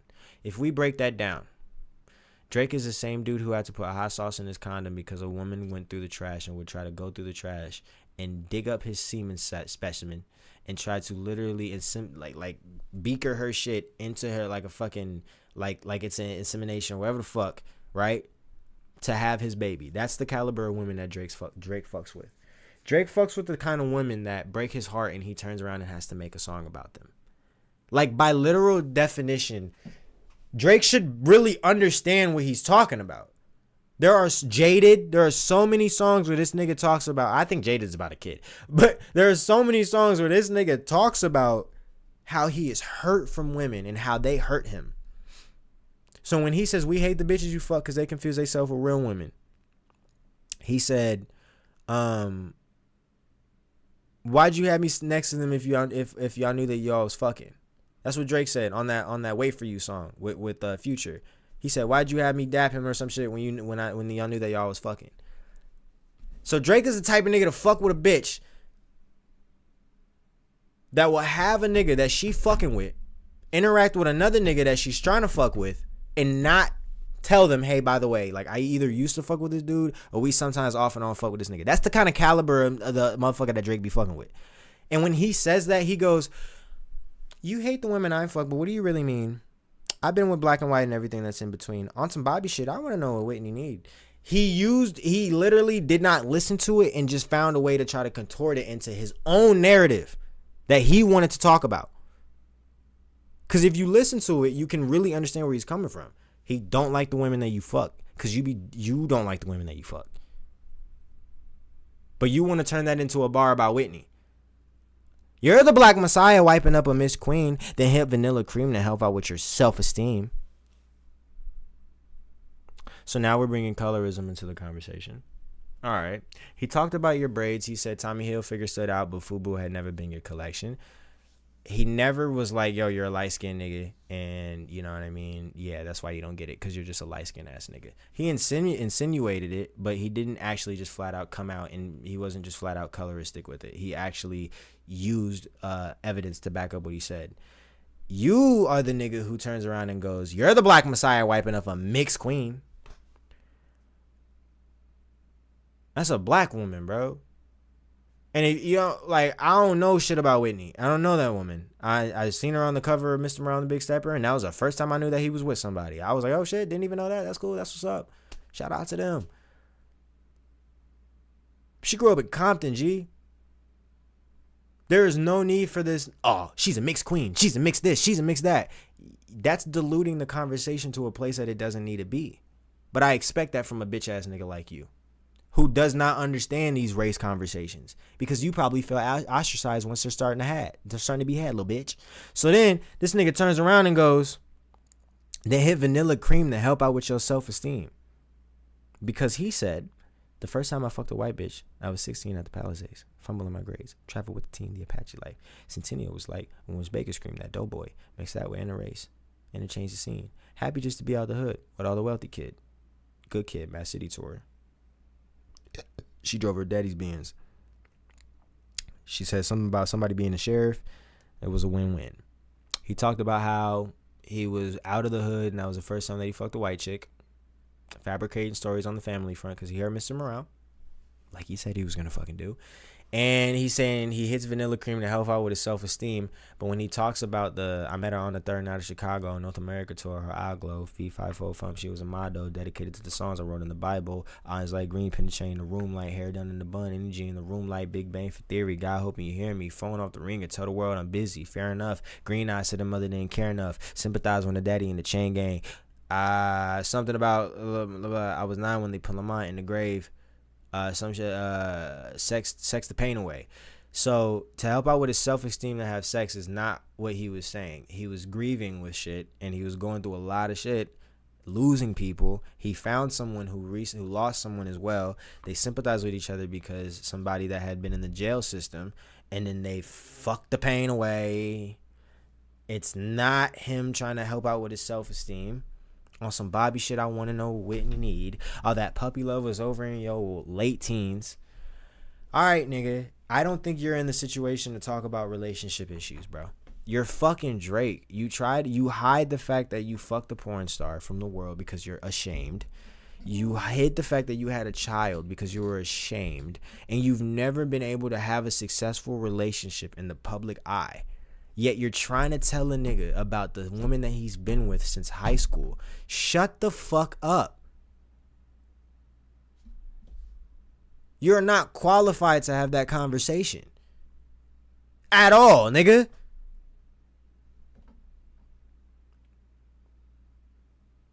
Then he gets into that I heard that one of them little kids might be Dave Freeze. Which it just goes to show that he's truly traumatized from dealing with Pusha T. Because he thinks that coming out and exposing the fact that one of the children in Kendrick's life may not actually be his blood children, him thinking that that is a good enough diss to win a battle, and that is the demon that has to be unleashed and woken up. What the fuck is up with you, nigga? Like, that's just tea right there. That's literally just tea, my nigga. I don't care. When we're talking about rap, he came to you as a rapper, and you thought that the red button was going to be sitting there and talking about how... Now, okay, the whole he may have beat his wife shit. All right, cool. That's an angle that you could have explored a lot better, because if you are gonna come out and try to be like, nigga, I'm Mr. Morale, I'm the big stepper, and I'm this guy, and you know what I'm saying, I'm all about progression and unity and all this shit, and it comes out that you were beating on your wife. All right, nigga, we gotta have a conversation. Don't fucking come to me with this big 3 shit. Go get your life together, nigga. And maybe you got it together, and that's why you trying to come talk to me. But that's all you really gotta say to the nigga.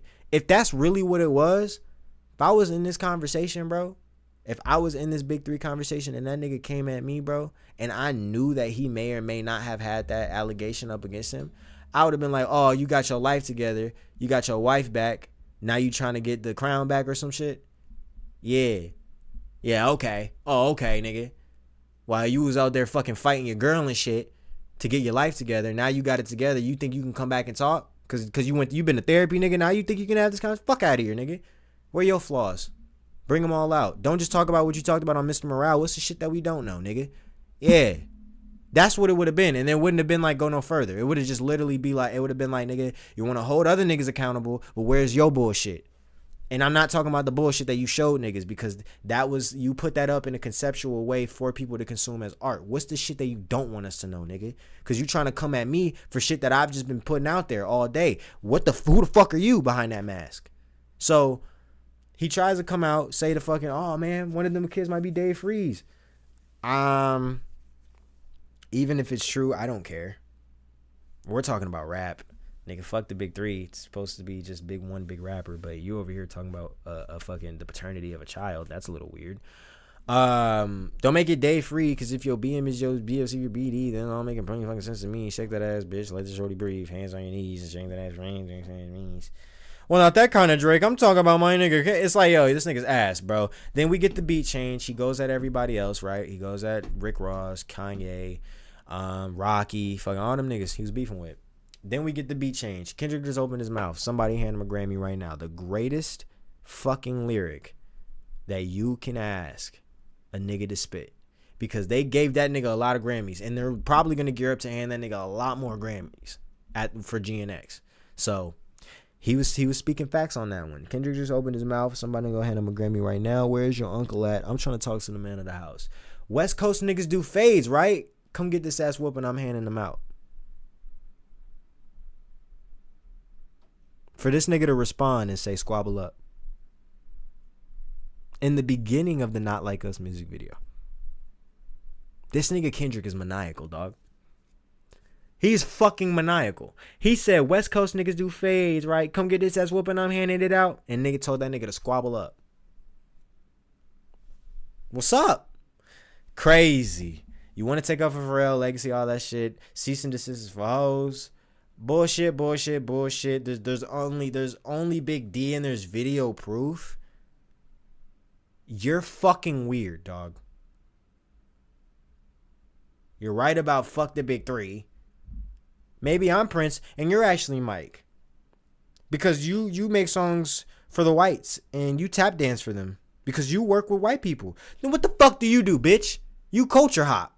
You culture vulture. You work with this nigga. You work with that nigga. You work with this, that nigga. Then you come over here and work with the man them. And work with him in it. And then you work with him, yeah? If I can go everywhere. Got to put on 5-6 accents. I can't just put on better voice to use. You got to use put on 10 accents, yeah? Who's Drake Aubrey Graham? We don't know. In the real life, we don't know who Drake is. Imagine if I just use this voice for the rest of this video. I'm going to. I need people to truly understand. Drake is an idiot. He's an imbecile. Who does not understand. I can't keep doing it. I'm not going to lie. But it's like, okay, if he's walking and doing songs for Taylor Swift and Maroon 5 and doing shit like that, then what do you do, nigga? Cause what do you say? If you gonna talk about me working with niggas for some V's, then talk about your manager Kanye who works with niggas for V's. Because y'all are just trying to get a popular song, right? For all people to consume. It's not a matter of black, white, or in between. So why the fuck are you having that? He just wasn't equipped, bro. And then we get whacked out Miros. He comes out, he finishes them off with Not Like Us. He says everything that nigga told him to on Taylor Made Freestyle. And it's only fitting because on the Taylor Made Freestyle, he tried to use a West Coast boom bap beat. He tried to use the Tupac and Snoop Dogg influence in that West Coast vibe. So what this nigga do? He turned around, got himself a fucking mustard beat, and did the coast justice. And said everything on that track that he told him not to say. Or no, that he told him to say. Call him a bitch. Sup with these jabroni ass niggas. Fuck you niggas. Y'all some OV hoes. And you like children, nigga. Call him a bitch for me. Say that he likes young women. I heard that on the Button podcast. Alright, bet. Certified lover boys, certified pedophiles. You want to turn around and be on some, one of them little kids might be day free. Nigga, A minor. That's what he was trying to do. That nigga was trying to create a moment. With that day free. Nigga thought that the crowd would go crazy. Nah, nigga. A minor. Fucking idiot. You tried it and you failed miserably. We get Not Like Us. He fucking eviscerates him yet again. And he entered that with saying, I see dead people, because he was already letting it be known that the nigga was dead. And he said, feeling like Joe Hell Allseen. Funny he was in a film called AI. My sixth sense telling me to off him. Sixth sense, I see dead people. That's something you don't want to do. So then he drops Meet the Grams, which is the fucking euphoric, diabolical shit that you don't want to hear. And then he responds, I see dead people. Shit. You should have listened, nigga. So then it's over.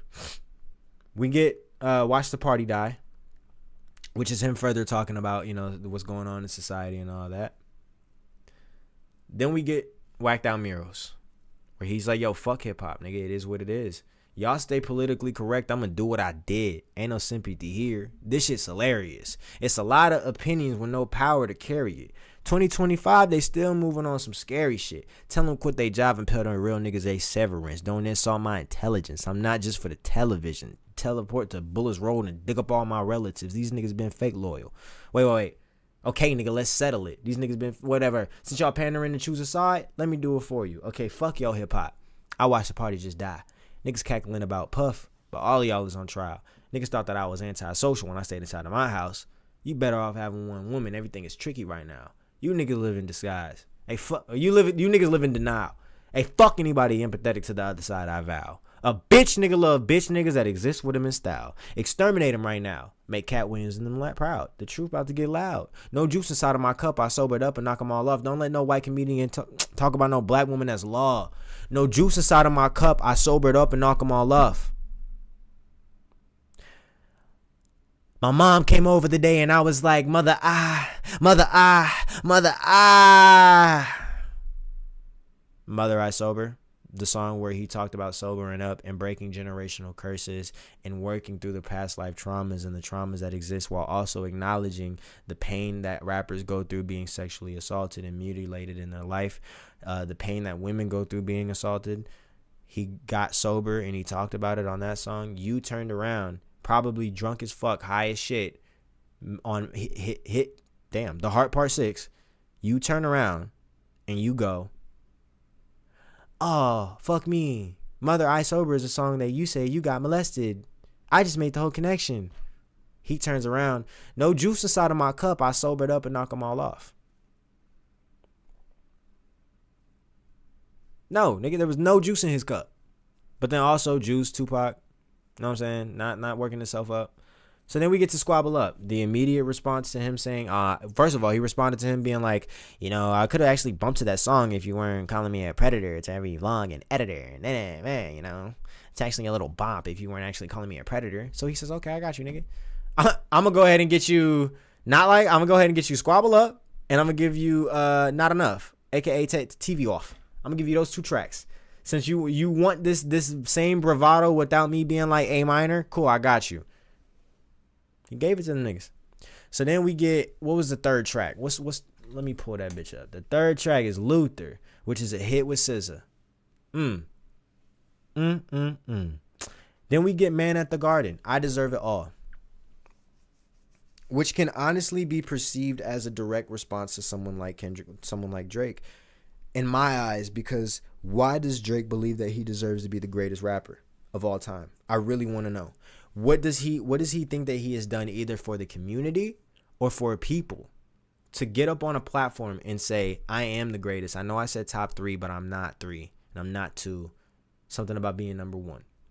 Why does he believe that he is the greatest? Because when I listen to this song by Kendrick, and then also I everything I've been talking about leading up into Man at the Garden, I can firmly say if he wants to claim the greatest, that nigga got it. He makes a good case. He makes a good case. Objectively. Fuck the fandom. Fuck me being a fan of him or anything. Objectively speaking, he can make a case for being one of the greatest of all time. And a good reason for why he may believe that he deserves it all. Hey now, say now, I'm all about my yen. Putting on the city. Then we get Reincarnated. I feel like Reincarnated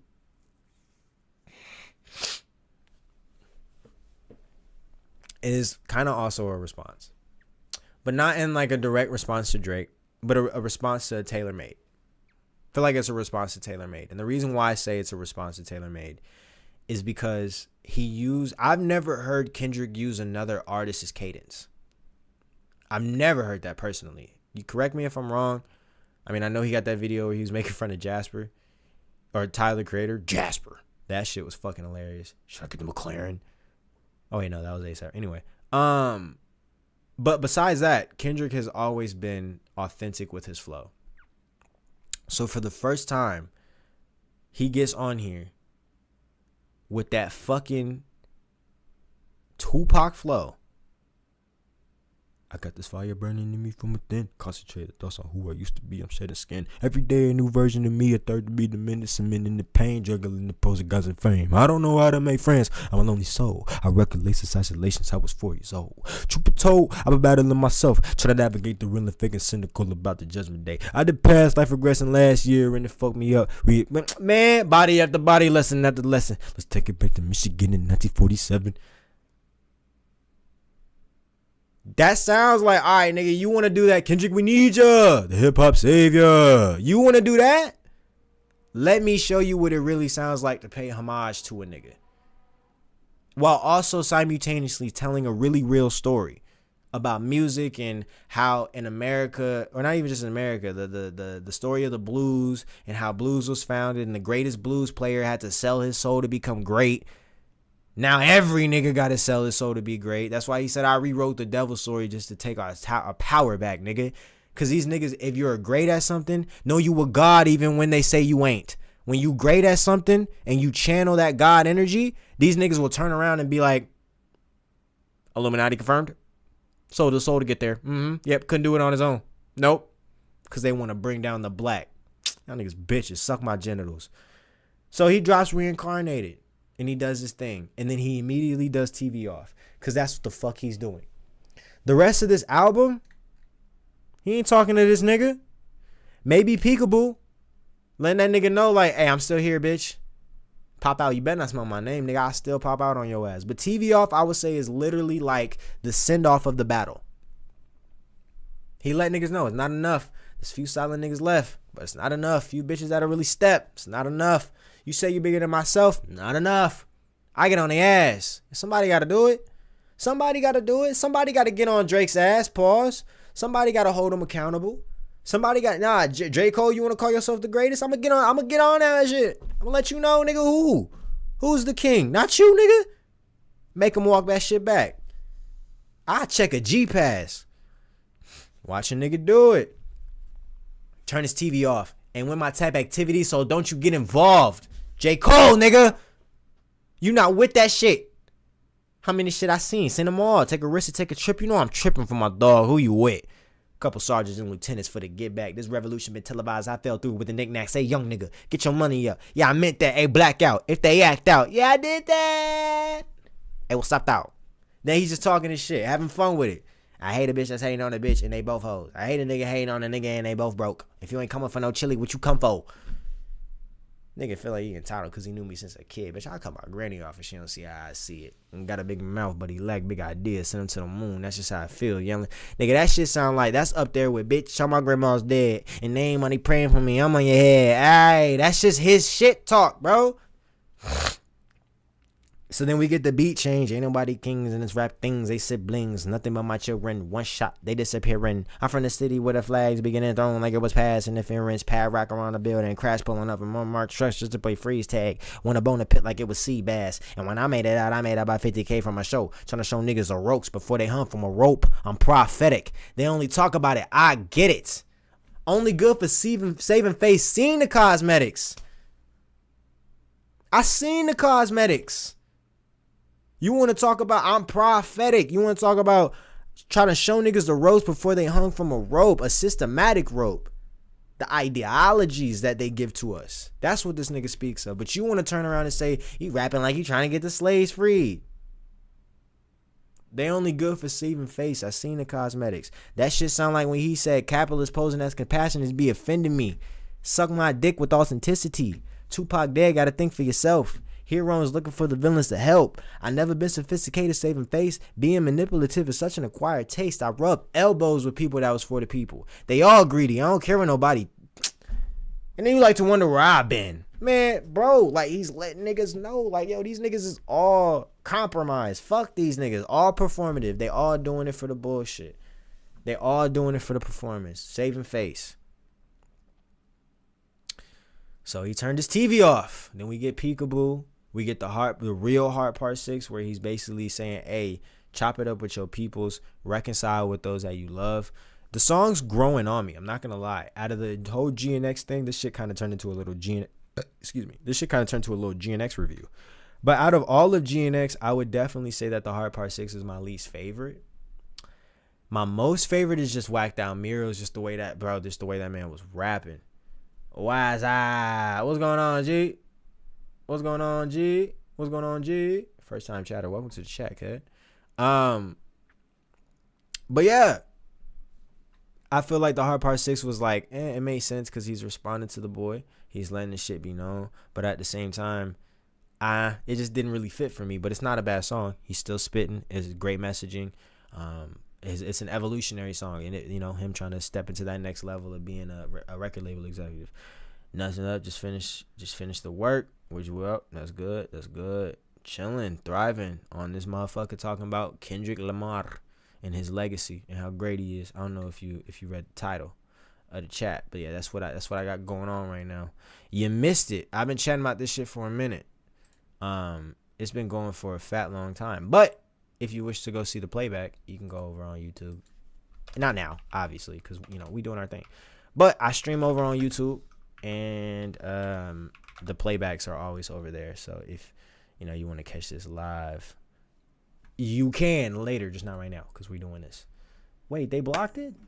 You fucking bitch. Oh wait, no, yeah, it's right there. So back to what I was talking about. Good to hear. Oh God, wait, why isn't it showing up on the? Where my chat box? That's why. I'm gonna put that shit like up here. Watch this. Yeah, okay. Chat wasn't showing up. My bad. Had to make that little adjustment. Then we get to GNX. Seems like you're a diehard Kendrick fan, right? See, that's not even a thing. I'm a diehard music fan, bro. I'm a diehard music fan. Like, I love good music. I'm not gonna sit here and act like I'm not a Kendrick fan. You know, I got the Mr. Morale Big Step. Been fucking with him since I was younger. But, like, I just love great music. That's even cool for sure. You a Kendrick fan yourself? But I'm just talking about how his legacy and how Drake was never really prepared to deal with this man when it came to a rap battle, just because he never had the complexity to deal with the rap, to be completely real. He never had the complexity. GNX, great track. I feel like if you love like ciphers and hip hop of that shit like that, I feel like you're gonna fuck with this song because it's a really good one. Like, nigga, he just rapping. He had one like little line. He said, I was 13 up at Avalon popping chains. He did that, man. He whooped his feet, my nigga. He whooped his feet horribly. Gloria, amazing song. I would say Gloria is up there next to Whacked Out Murals for me. Whacked Out Murals is just the way the delivery was, the way that nigga was snapping was crazy. But Gloria being a song about his love for his pen, it also kind of coming out off the heels of everything that happened in the battle and him being, you know, everything that was alleged that happened between him and his girl. So him like making a song like this, and then by the end of it wrapping it up being like, oh yeah, that bitch been my pen, by the way. I wasn't talking about a girl. Y'all niggas thought I was talking about a woman. Nah, I'm talking about the lyricism, okay? It was solid. Do I think that we're gonna get a deluxe from this nigga? I mean, look, I would hope. You do music too? Yes, I do. Yeah, that I do. I do music. You want to hear some shit? If I gotta actually get the opportunity to play my music for somebody, only if they say yes, though. I'm gonna get back to the conversation if they don't. Sure, why not? Big bet, nigga. So this that unreleased shit. What do I want to play? I like this one. It's not done, though. Can you hear it? Yeah.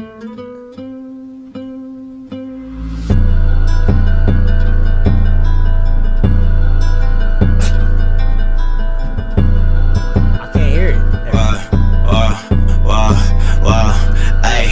All 24, know that there's a war that's gon' feed the rich and kill the poor. I say piss on they doors, make more busy. I'm just playing, no we getting paid. While I with the blade like West Snipe, got the blue me Walter White and the color on West walking. Shit get crazy in this motherfucker. Best protect your neck and get your check in this motherfucker. And in this war I have some morals, walk big stepping and know that nigga ain't mortal. Fuck you testing, best change your damn direction. I pray to the Lord for forgiveness for all this earthly ignorance. I was made by a chemist, far from the perfect image that can never diminish. Know this time that I'm finished. Get this message I'm spitting. And then it transitions into some shit. Thank you for the follow, man. He said, damn. That's what we do around here, bro. We spit code more than 16s. You know what I'm saying? That's what we do, bro. This isn't even done, though. Because I kind of appreciate you. I don't know what to do for the transition because it transitions into it. I gotta show you. This message I'm spitting. We at. Hold up. Holding me chest, never in the bank. I read a lie before I write a blank. I don't know what to put there, so I just randomly put a meme. But then it transitions into this. This is the transition.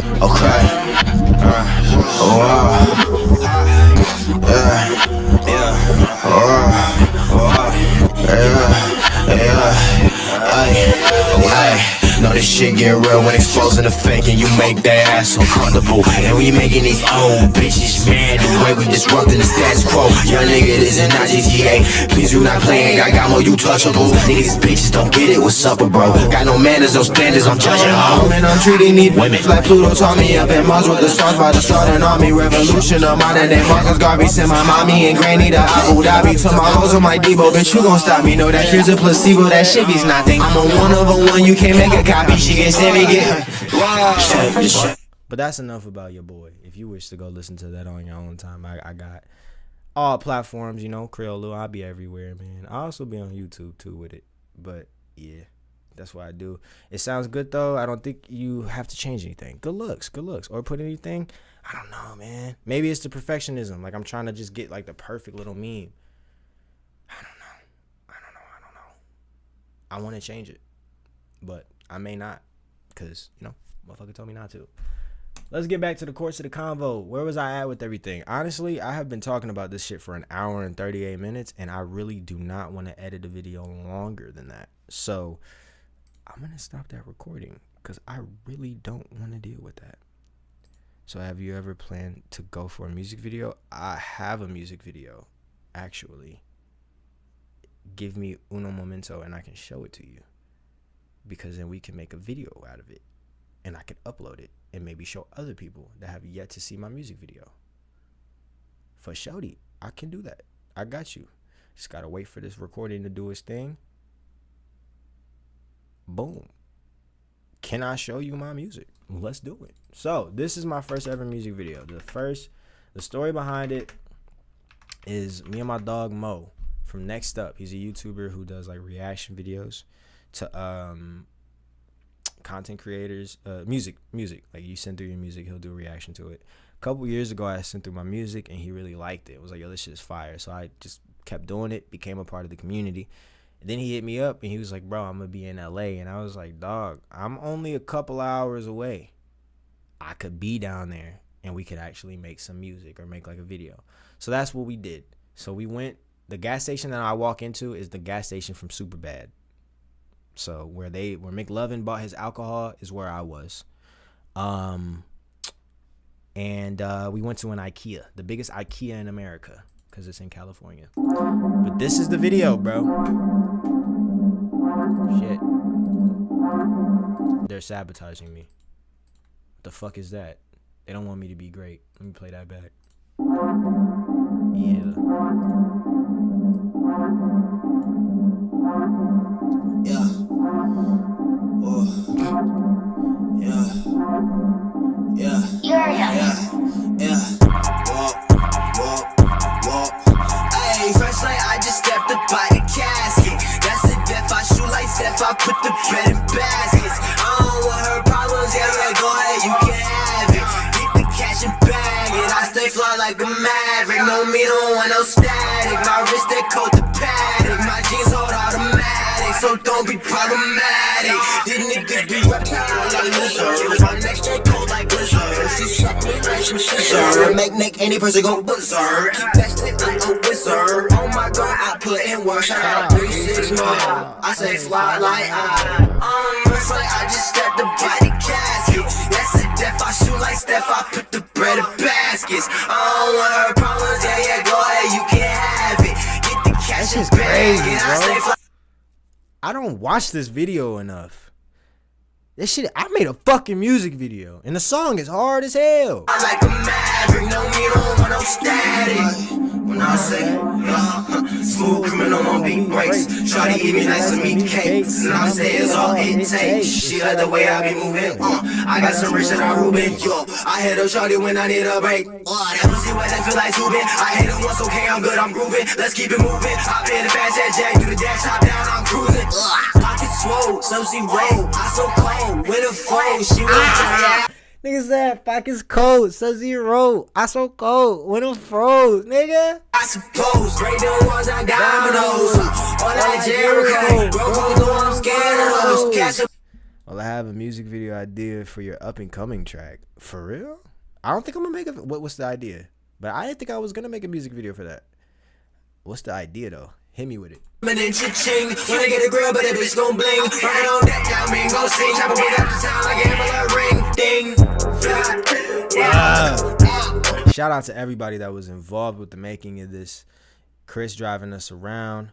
RJ being the person that helped hold my legs when I was in such a compromised position. I don't know what the fuck pushed us to do this, or who had the idea to do an upside down shot where I'm rapping on my 50 Cent shit. I don't know, but I did it and it was kind of cool. I don't I may have to remake this in the future with like better graphic effects and shit, make it look like I'm flying or something. But bro, I don't know why I did this, to be honest. I don't know what the fuck I was on. This was Hey, fresh like I just stepped up by the casket. That's the death I shoot. Hold up. Like you can go crazy. Let me read this. Like you can go crazy for a crazy. Wait, damn. Like you can go for a crazy animated video for the track, like with some cool animations, basically in a TikTok style video with some trendy effects. What do you think about it? See, I do need to get more into my lyric content. I do want to do more lyric content because, I'm a very lyrical motherfucker.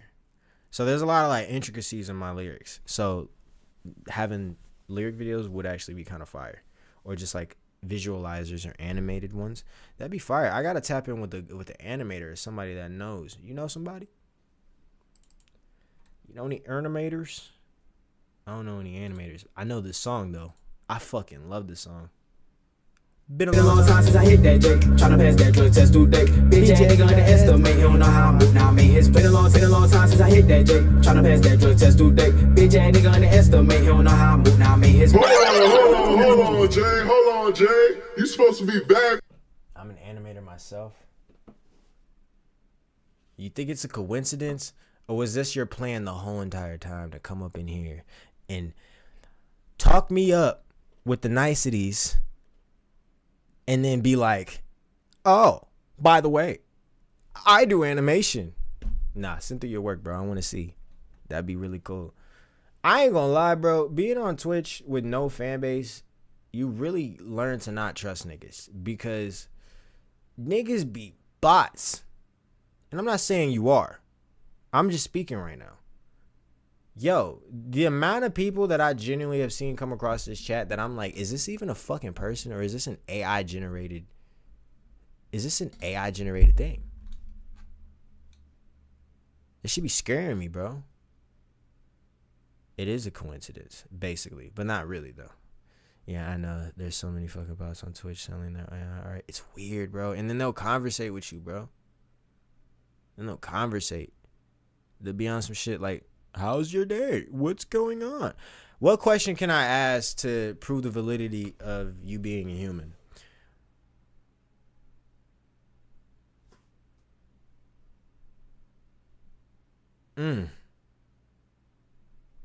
Fuck.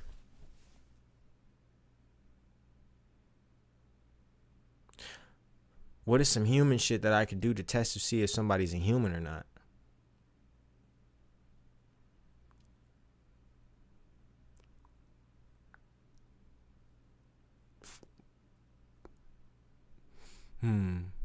What is one event that happened to you that changed your mind and changed the way you look at life?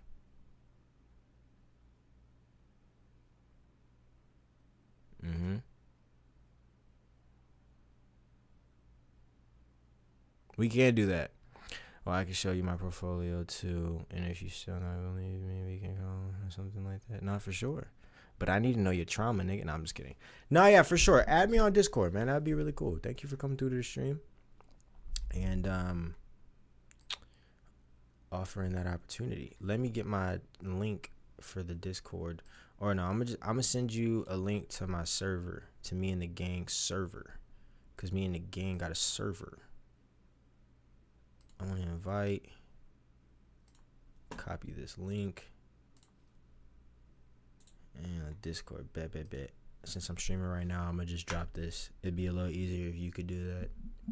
You got like Instagram or something? I could react to some of your edits. Give me a video that you edited or something that you animated. I would love to see that. That'd be cool. Ignorant. Don't compare me to the broke gay niggas. I ain't ever blow the whistle stiffy on my hoes official. You got an Instagram? Drop something. Just drop something. Wake up, grab a brush and put a little makeup. That's a better for the little bit. It's a better. I don't think I got Instagram on the computer. You ain't got no YouTube video? Nah, man, ain't got no YouTube video I can watch. Boom, boom, boom, boom, boom, boom, boom, boom, boom, boom, boom, boom, boom. Alright, bet. I'm gonna see if I can find some shit. Uncle said, nigga, you must be sick. All you talk about is just getting rich. Teresa. Mother Teresa. How many times has people said that shit to you in your life? This you right here. Follow me on IG so I can send you some animations. Big bet. You gotta follow somebody for them to send you animations?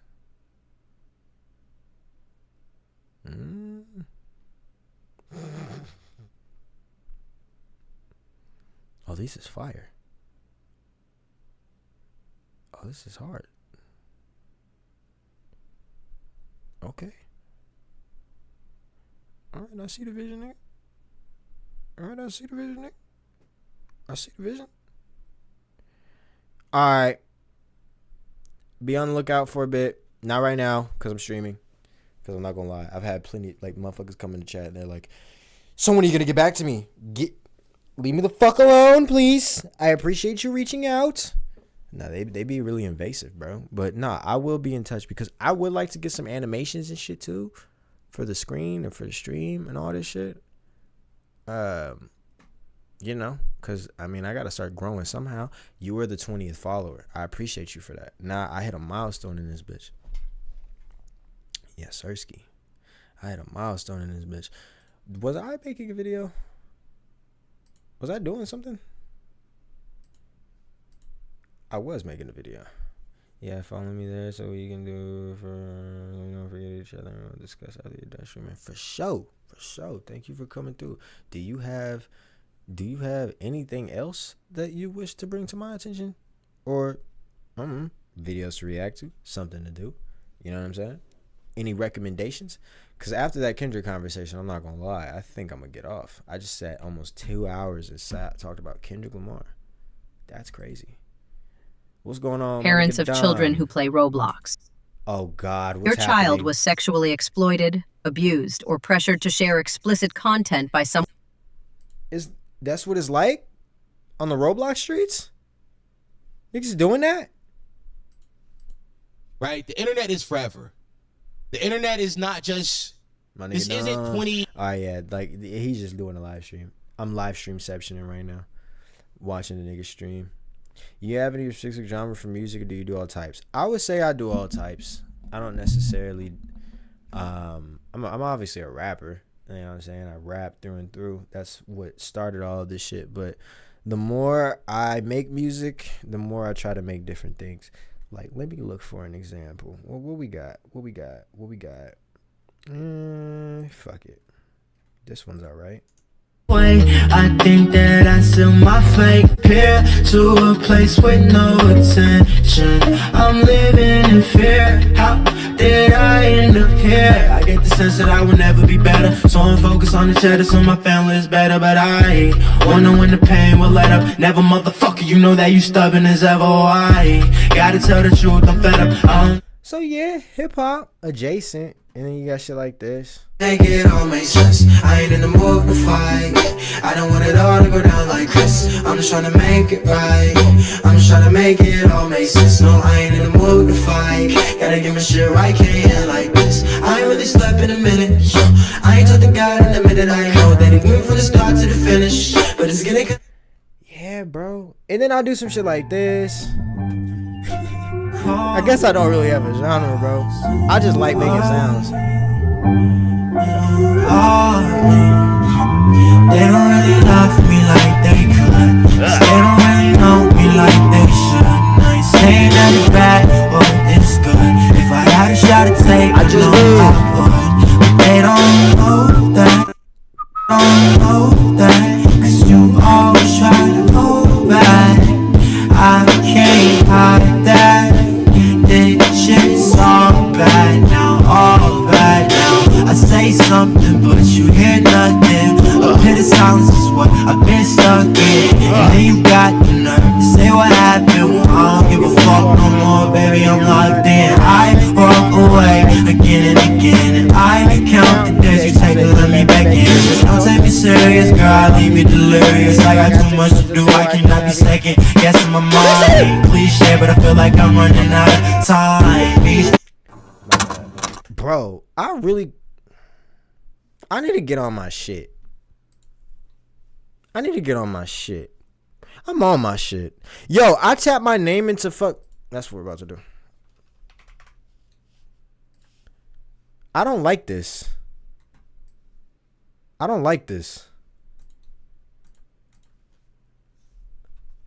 So I can know who to send it to. Yeah, I just followed you.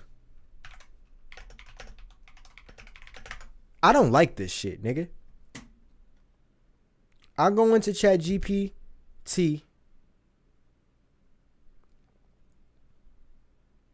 And this is what we get. Here's what I found about the musical artist Creo. Note, these details are somewhat limited. So some info is based on publicly available streaming and social links. Who is Creo? Creo is an independent artist who makes music available on multiple platforms. Spotify, Apple Music, SoundCloud. Which, by the way, Make It Right was just uploaded. These are new. This shit is fucking scary. You feel me? Social media, link, page, yeah, whatever. Music style and themes. From the track available, the SoundCloud track Dream has lyrical content about ambition, internal struggle, striving to succeed, steady on my grind, trying to secure my spot. Why the fuck is the AI niggas talking about the music I make? The Apple Music profile shows a mix of songs of 2022 to 2025 with titles like Fresh, Clarity, Lose Myself, indicating maybe an introspective or transition-focused hip-hop, rap, modern R&B. Why are they able to do this? What is this, bro? Given the presence of feature, collaborations, etc., the Only Unk was also an independent artist. Yeah. Recent and notable releases: Two Stepping, Make It Right, Soldier in My Own Mind. This isn't really too fair. This one's the latest one.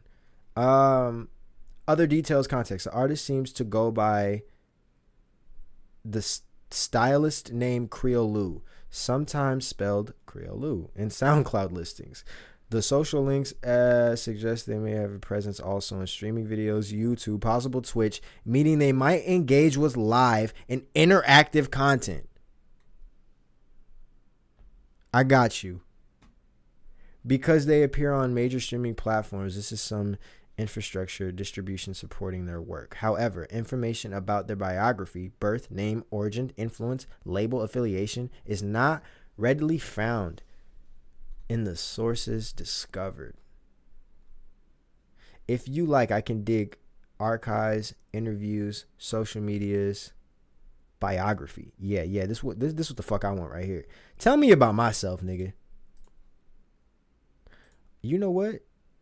Yeah, let's do hometown. Let's do hometown background. I'm about to expose myself. I'm about. Whoa. What the fuck was that? I'm about to expose the internet. If these fuck niggas got some information on me, how? Sway? I couldn't find credible variable information about the hometown and full background of Creo. My searches only reference the difference between Creo without Lou with an Austrian electronic music. Yeah, shout out to him. If you like, I can dig further. All right, yeah. Look at my biography. So you can't. Yeah. Oh, okay. Yeah. Oh, what the fuck? I just turned off my webcam. Damn, I didn't mean to do that. All right. Creo, Geordie platform, what is known the full legal name, place of birth and hometown, background, schooling, family. Yeah, y'all niggas don't know shit. Yeah, I don't know shit. Okay.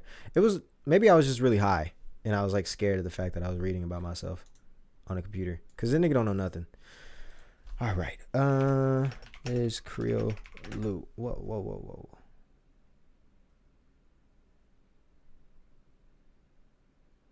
What the fuck? Creo is a musical artist, styles and notable releases. Summary. So in short, Creo is an independent artist, small scale. Fuck you. Music artist working in hip hop. They release streaming platforms and online presence. Full backstory. Background story. Let's look up the background story. Fuck it. Let's see if you can fucking do it. Let's see if you can fucking do it. Let's see if you got it. Best viewers. I don't want your fake ass views, bitch. All right. What? Creo music. Let's just look this up. I forgot what exactly I looked up the other day to get like because there was something that I was like, why the fuck does it know that?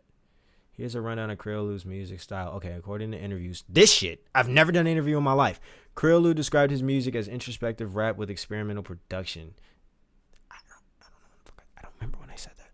Mix of hip hop, rap, lyricism, plus more creative alternative beats and sound design. That is fucking fair. He says his name Creo means creation, and Lu suggests evolution. His aim to create and evolve through music.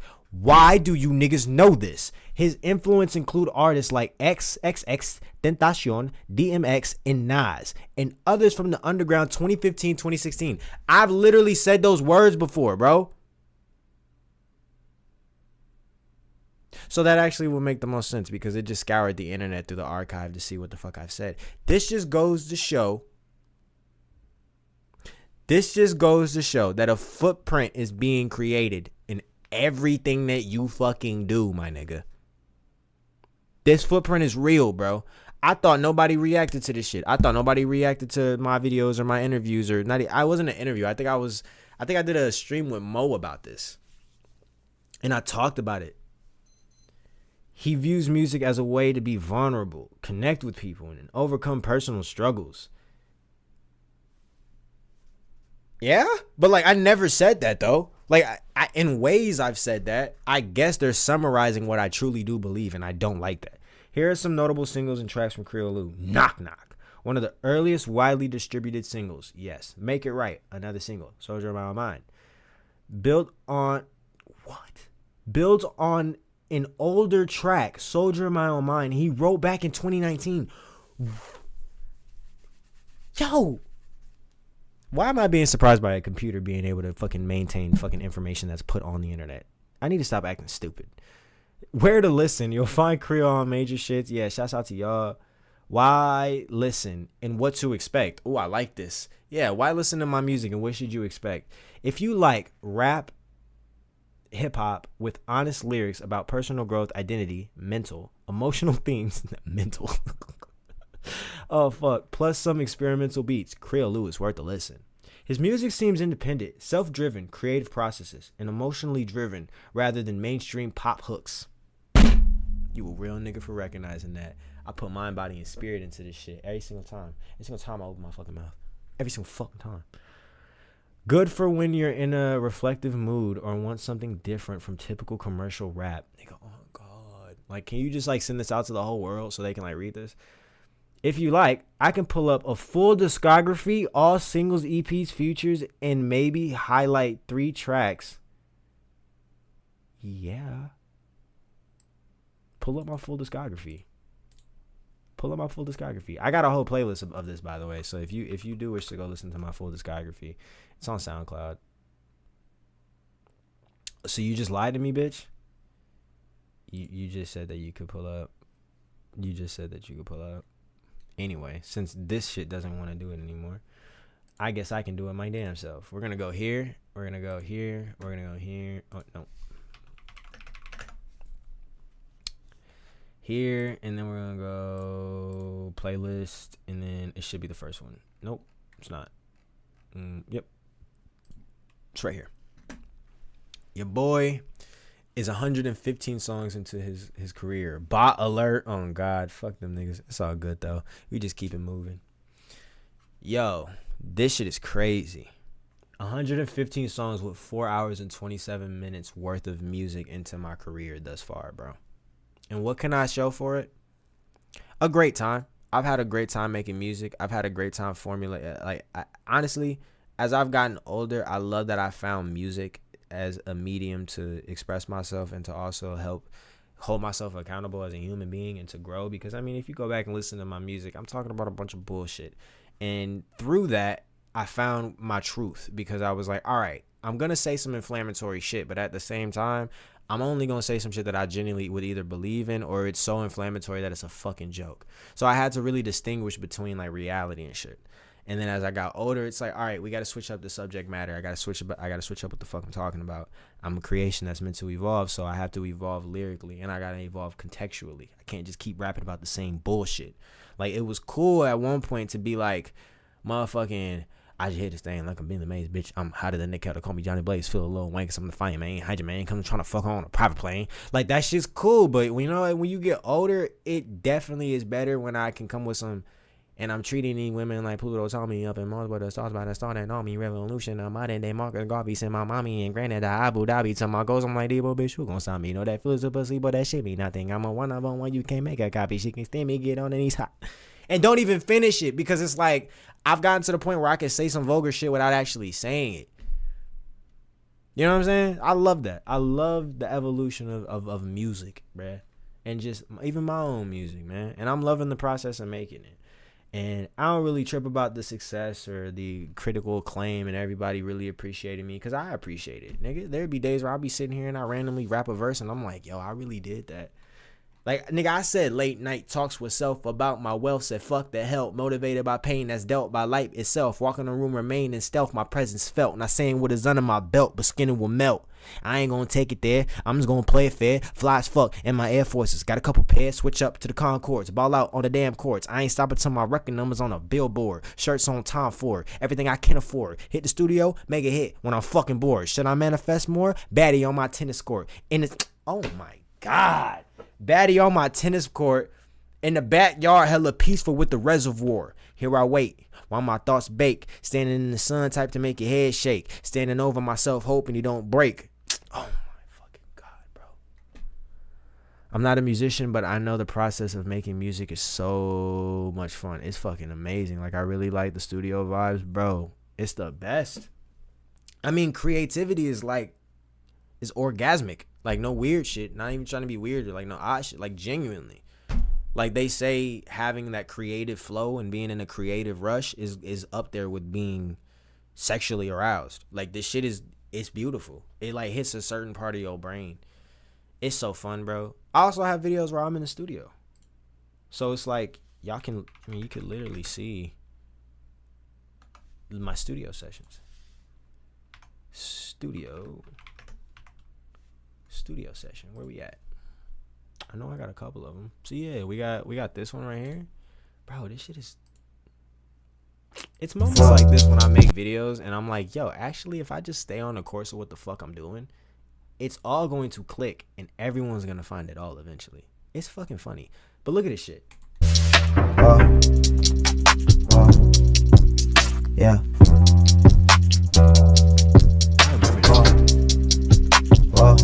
Hey, so many peaks and valleys, which will be the finale. I seen this play out so many times where this shit Broadway. Nice camera action always. Remember them times in them hallways. I do my work, I do my work. I said I do shit my way. Lost on a lonely highway. Hopefully I find my way.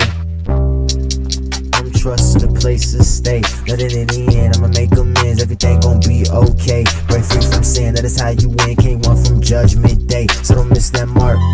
Learn from the pain in the heart. Can't fight shit if you hide it in the dark. Playing pot, shut the dice for you bark. Had to get the world fit from the art. I almost did it. I want to do it all the way through though.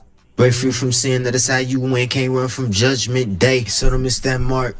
Learn from the pain from the heart. Can't fight shit if you hide it in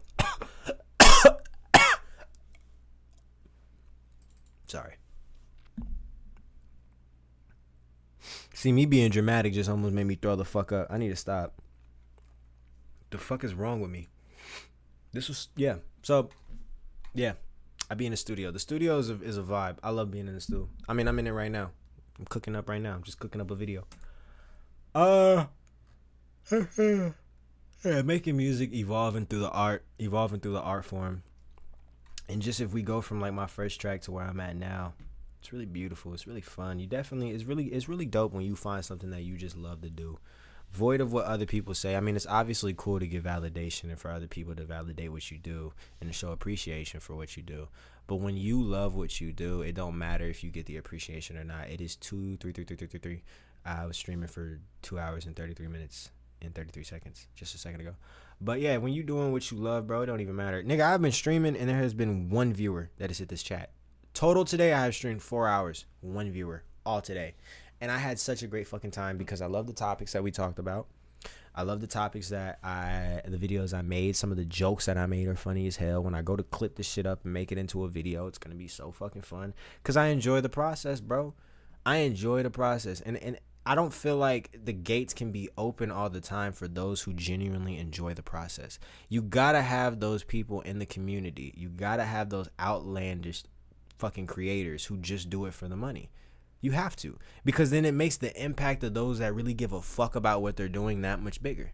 You see what I'm saying? You gotta have that impact on niggas. And not everyone can really have that impact. Not everyone has it. So it's like, I'm okay with going unnoticed for however fucking long I need to go unnoticed. I just know that when it's time, nigga, it's time. And it's up and it's stuck for these niggas who don't actually have, I guess, genuine love for this game, or genuine love for the creative process or the creations that they have. You know what I'm saying? I think it's important that you love what you do over anything and over everything. Love what the fuck you do. Man, I might just fuck around and play a game right now. What could I play? Do I want to play video games right now? What could I play though? I don't want to play Call of Duty. Could I react? Oh, it is Halloween. We could do some spooky shit. I could watch a fucking... I don't want to do that. This is some spooky shit right here. Hey, you already know. It's love, always. See you since the studio. Why them niggas so close? It's fake. It's not even real. LA, you shining tonight. You too, champ. That thing ready for what we bringing. Let's show them how it's done. Say less. That is disgusting, bro. Not trying to be mean, but I'm really excited to hear your thoughts about the work. Nah, how would that be mean? It's only mean if I feel pressured by you bringing it up. But I don't. I told you I'll get back to you when I get back to you. So, I mean, you could be like, please look at it, please. And I'd be like, nigga, no. I said I'll look at it when I look at it. The fuck? There's no pressure. Nah, I know. There can't be no pressure. We are on the internet. You know what I'm saying? Motherfucker said chill out. It's like cyberbullying. You know what I mean? Niggas be cyberbullying. Just put the phone down. You can't pressure no nigga through the internet. I'll turn this bitch off. Just no pressure, bro. No, I'm gonna get to it. I hate this shit though. We gotta talk about AI and how it's taking over the world. I really don't like it. I really hate it. And it's getting good. That's the worst part. Why is AI getting good? Hey, you already know. Like, this shit looks... I don't want to talk about it. I really don't. Because it's getting scary good. It's giving utopic society. I'm just kidding. Are niggas still trying to degrade the validity of the career of Doechii? Is that what we're doing? Is that what we're doing? We're still talking shit about Doechii? It's all just slop. AI slop has taken over the internet. No, yeah, it really has. I don't want to talk.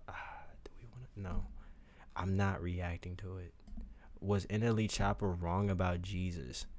Listen.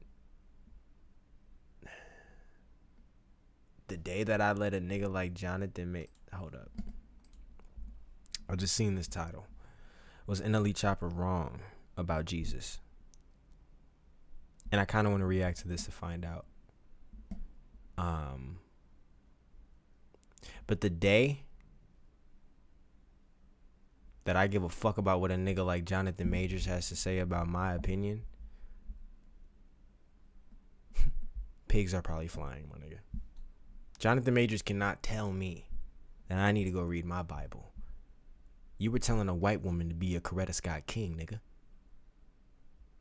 You were not equipped for this fight. That's just me. But let's get to it. Maybe I'm the problem. I know y'all seen that video of NLE Chopper talking about Jesus. I know y'all seen that video, bro. It's everywhere. Twitter, Instagram, TikTok. I hate when niggas say shit like that, because what if I haven't? Who's your favorite artist? Myself. Right now. I would say myself. I don't really have one, bro. I mean, Kendrick's up there. He's a great artist. Rob Banks is up there. He's a great artist. Let's go through my playlist real quick before we get this video started. Real quick. Because I just...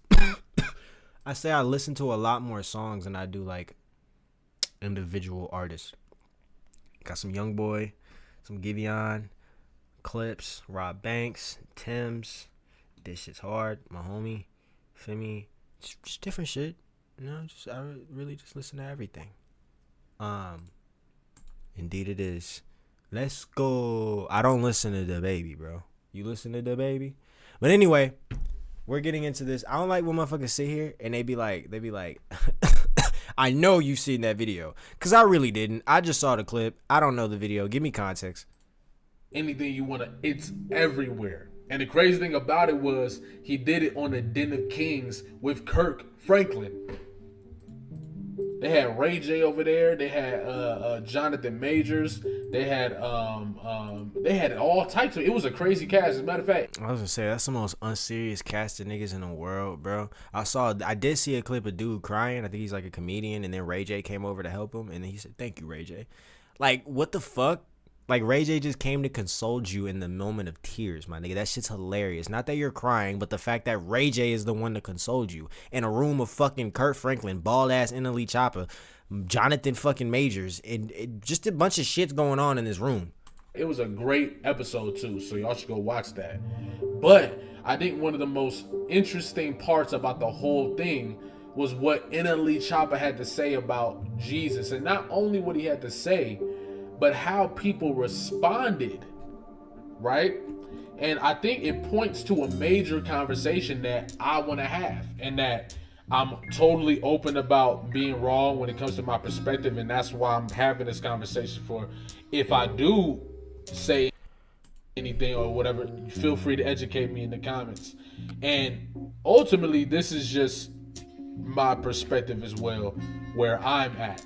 And that's why I think when I look at it from that perspective, I'm able to see NLE the great in a different light with what he's talking about. But we'll get to that.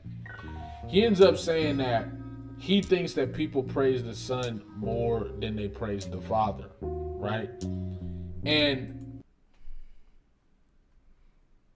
niggas do be praying to Jesus more than they talk to God. That is fair. Jonathan Majors responds by saying, "Do you read the Bible?" And then he says, "Yeah, boom, boom, blah, blah, blah, blah." Jonathan Majors then says, "You need to read it again." And we all understand why he said that, right? He's saying that the reason why you're even having this question or this perspective is because you're not reading the Bible.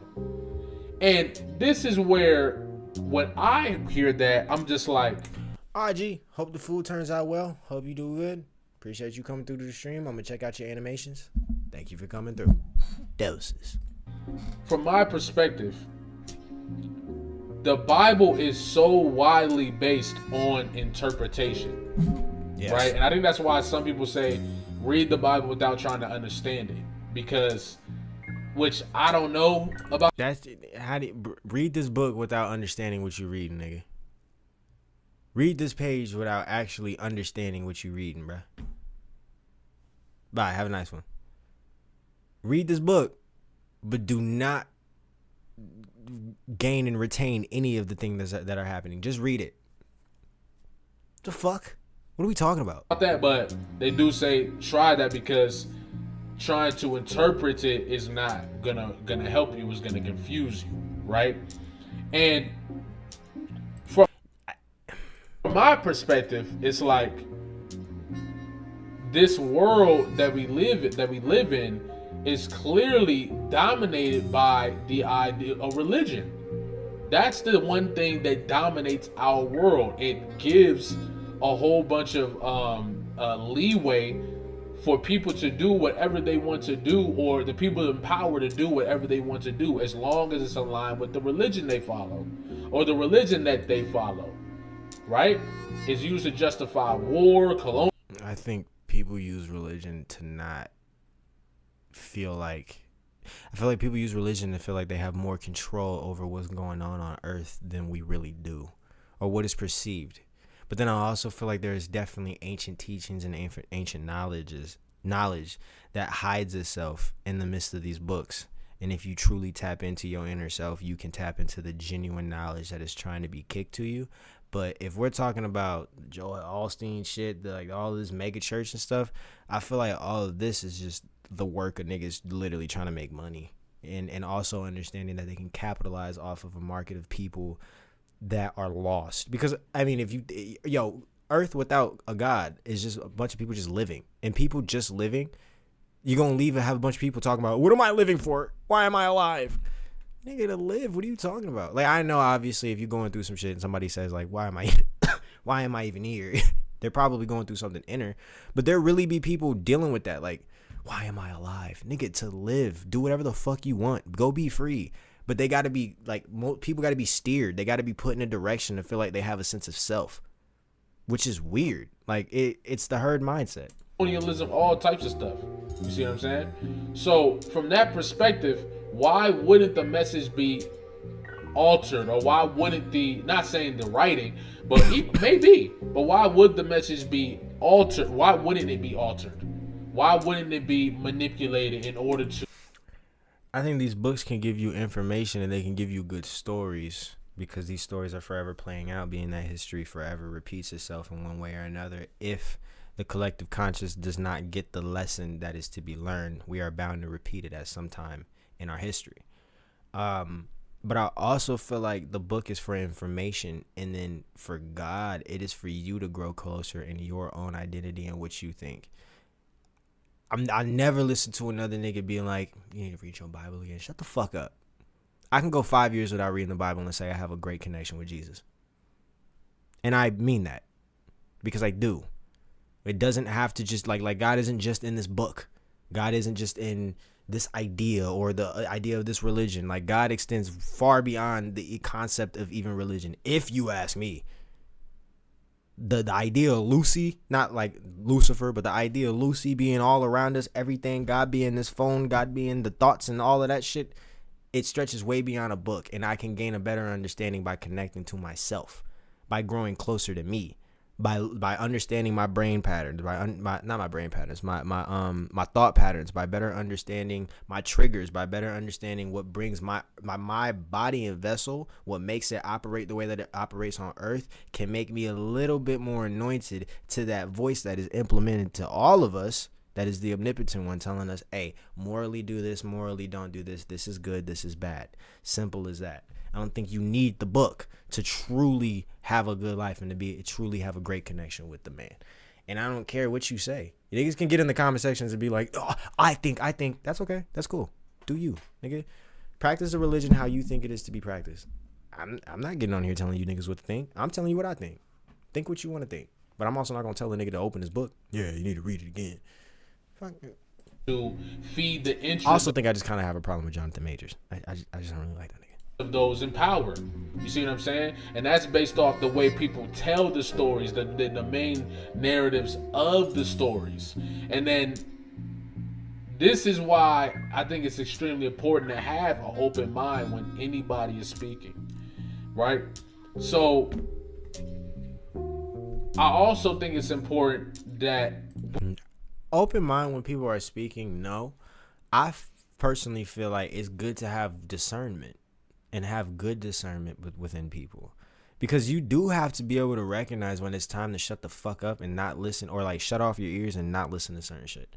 Because some things that people are saying are not beneficial for a conversation, and it's like, okay, but that's when it comes into a matter of discernment, and that having a good dialogue within yourself, because then you can distinguish the message and the messenger and like separate them and understand what they're saying, the ultimate intent of what we they're saying. recognize that NLE Choppa is in it, or NLE the Great is in his deconstructing religion phase, right? And that deconstructing religion phase is where you start to realize, like, I can probably guarantee I can tell you how it goes for a lot of black people who go through on a spiritual journey. And it's that you usually got a whole lot of spiritual trauma, so you walk away from God. Then as you out there, boom, boom, you go through things, you go through lessons, and boom, boom, you realize God was with you the whole time. You go back to God, and try to do it the certain way that the people that you are doing it, right? But the whole time, you start to realize if God was with me and God was with me throughout this process, while I thought that I was walking away, what does that really say about God's presence, right? And these are the niggas just everywhere all at once. God is love, nigga. Love is being able to stretch beyond the human comprehension. Love is beyond this dimension, my nigga. So it's like, yeah, he walks with all of us, G. things that start to Jesus's messages start to click. And then you start to realize that, wait, but this doesn't align with what I was told. So does it make sense? And that's when you start to wonder, like, okay, there's manipulation going on here. And that manipulation is to control the population and control the world. So we got to be able. I feel like there's more mental control going on than mental elevation. That's why I like, honestly, like these kinds of conversations I don't even entertain and really have with other niggas, because it's just like, again, your relationship with the omnipotent one, your relationship with the spiritual, your relationship with your spirit, your relationship with your God, whatever it may be, is completely accustomed to you. I'm not gonna fucking tell you how to live your life. It is what it is. If we are to see each other on the other side of things, that's cool. If we not, that's cool as well. I don't give a fuck. Like, nigga, I'm going to my heaven. The fuck, I'm going to my idea of it. You know, you can go do whatever the fuck you want to do. Believe what you want. I really don't care. This is just a experience that I'm experiencing down here on Earth. So I'll take in what I want, and then, like I said, say I don't care about the things that I say I don't care about. But I feel like there's a lot more spiritual misguiding and a lot more people wanting to be the kind of what I'm doing right now, giving their opinion, being like, no, I levy you this as an opposite. I levy you this as an opposing view. I think it's more important that you just come up with your own fucking conclusion and it feels right within your heart of hearts. That's the most important thing. Able to deconstruct and pick apart the pieces that are to create fear and push you away from God. What's the bull and what's real? You see what I'm saying? What message is and I think I think when you learn, I think when you're getting it directly from the source, you can tell the difference. And that both are important. Like, the word is important, being involved is important, etc. But also being directly connected. All right, chat. I ain't gonna lie, this is a boring video. Not because I just can't find much to say about it. I think I said all that there really is to say. Shout out to Jollibee Bungus. I don't know how to say his name. I love his videos, but I don't know how to say his name. Go ahead and leave a like on that video down in the comment section below. If you wish to have a further conversation about this nigga, go to Bible study. I ain't having this shit with y'all. Y'all have yourselves a good one, man. Stay close to God. Keep God in your life. Fuck, nigga. Keep Jesus close to you. You know what I'm saying, son? Keep it real. Keep it trill. You know what I'm saying? Keep it wet. I'll see you on the next one. Chat, I have put in time. A lot. I have been streaming. I deadass woke up today, didn't shower my ass, didn't do anything, and I just got on here. I wiped my own ass, but I didn't shower. So, I think I'm going to go take care of that function, because I did a little move. I don't like it. I don't like the scent. So, I'm going to go take care of that. And then I'm probably going to come back and... If y'all ever see me like looking at like this corner, it's because I'm looking at the camera. So I'm that's why I did that face. I'm gonna go take a shower and edit these videos and hopefully make a video that brings people to the streams so we can have more of an active fan base and more of an active community, because it's fun to stream. I had a lot of fun streaming today, but we didn't really have that many people come through. We just had the one person. But I'm very grateful for the one person. I don't know if I'm actually going to go through with working with them for an animation, because them niggas like to upcharge and shit. But we'll see. Anyway, I appreciate you watching this video. I appreciate you watching this video. If you want to leave a like on the video. I appreciate you liking this video, watching this video. Leave a like, comment, and subscribe. In the future, if you are watching this, send me a funny-ass clip. And be like, what the fuck were you thinking, bro? Or like, I don't know, clip this in the future and be like, damn, Cameron's come so far. Creo's come so far. I just use my government. Now y'all niggas know what my government is. It's okay. I don't really care. I kind of got a cool government. I got a cool government. People like saying my name, I realize, bro. I don't know if it just phonetically sounds cool to some people, but like, damn, like they really be saying my shit. They be wearing my shit out for real. Niggas be wearing my name out far. All right, yo. I'll see y'all on the next one, whenever that may be. Appreciate y'all coming through. Stay blessed, stay beautiful. I appreciate. I'm gonna keep doing it. I'm gonna keep saying I appreciate you and I love you and I care for you and give me a hug. Real nigga shit. All right, yo. Toodaloo, nigga. Toodaloo. This time for real though. If I get back on stream, we running it back, nigga. But I'm out of here, bro. Deuces. I didn't forget about you too, YouTube, because I gotta hit 2 buttons to actually say goodbye to people.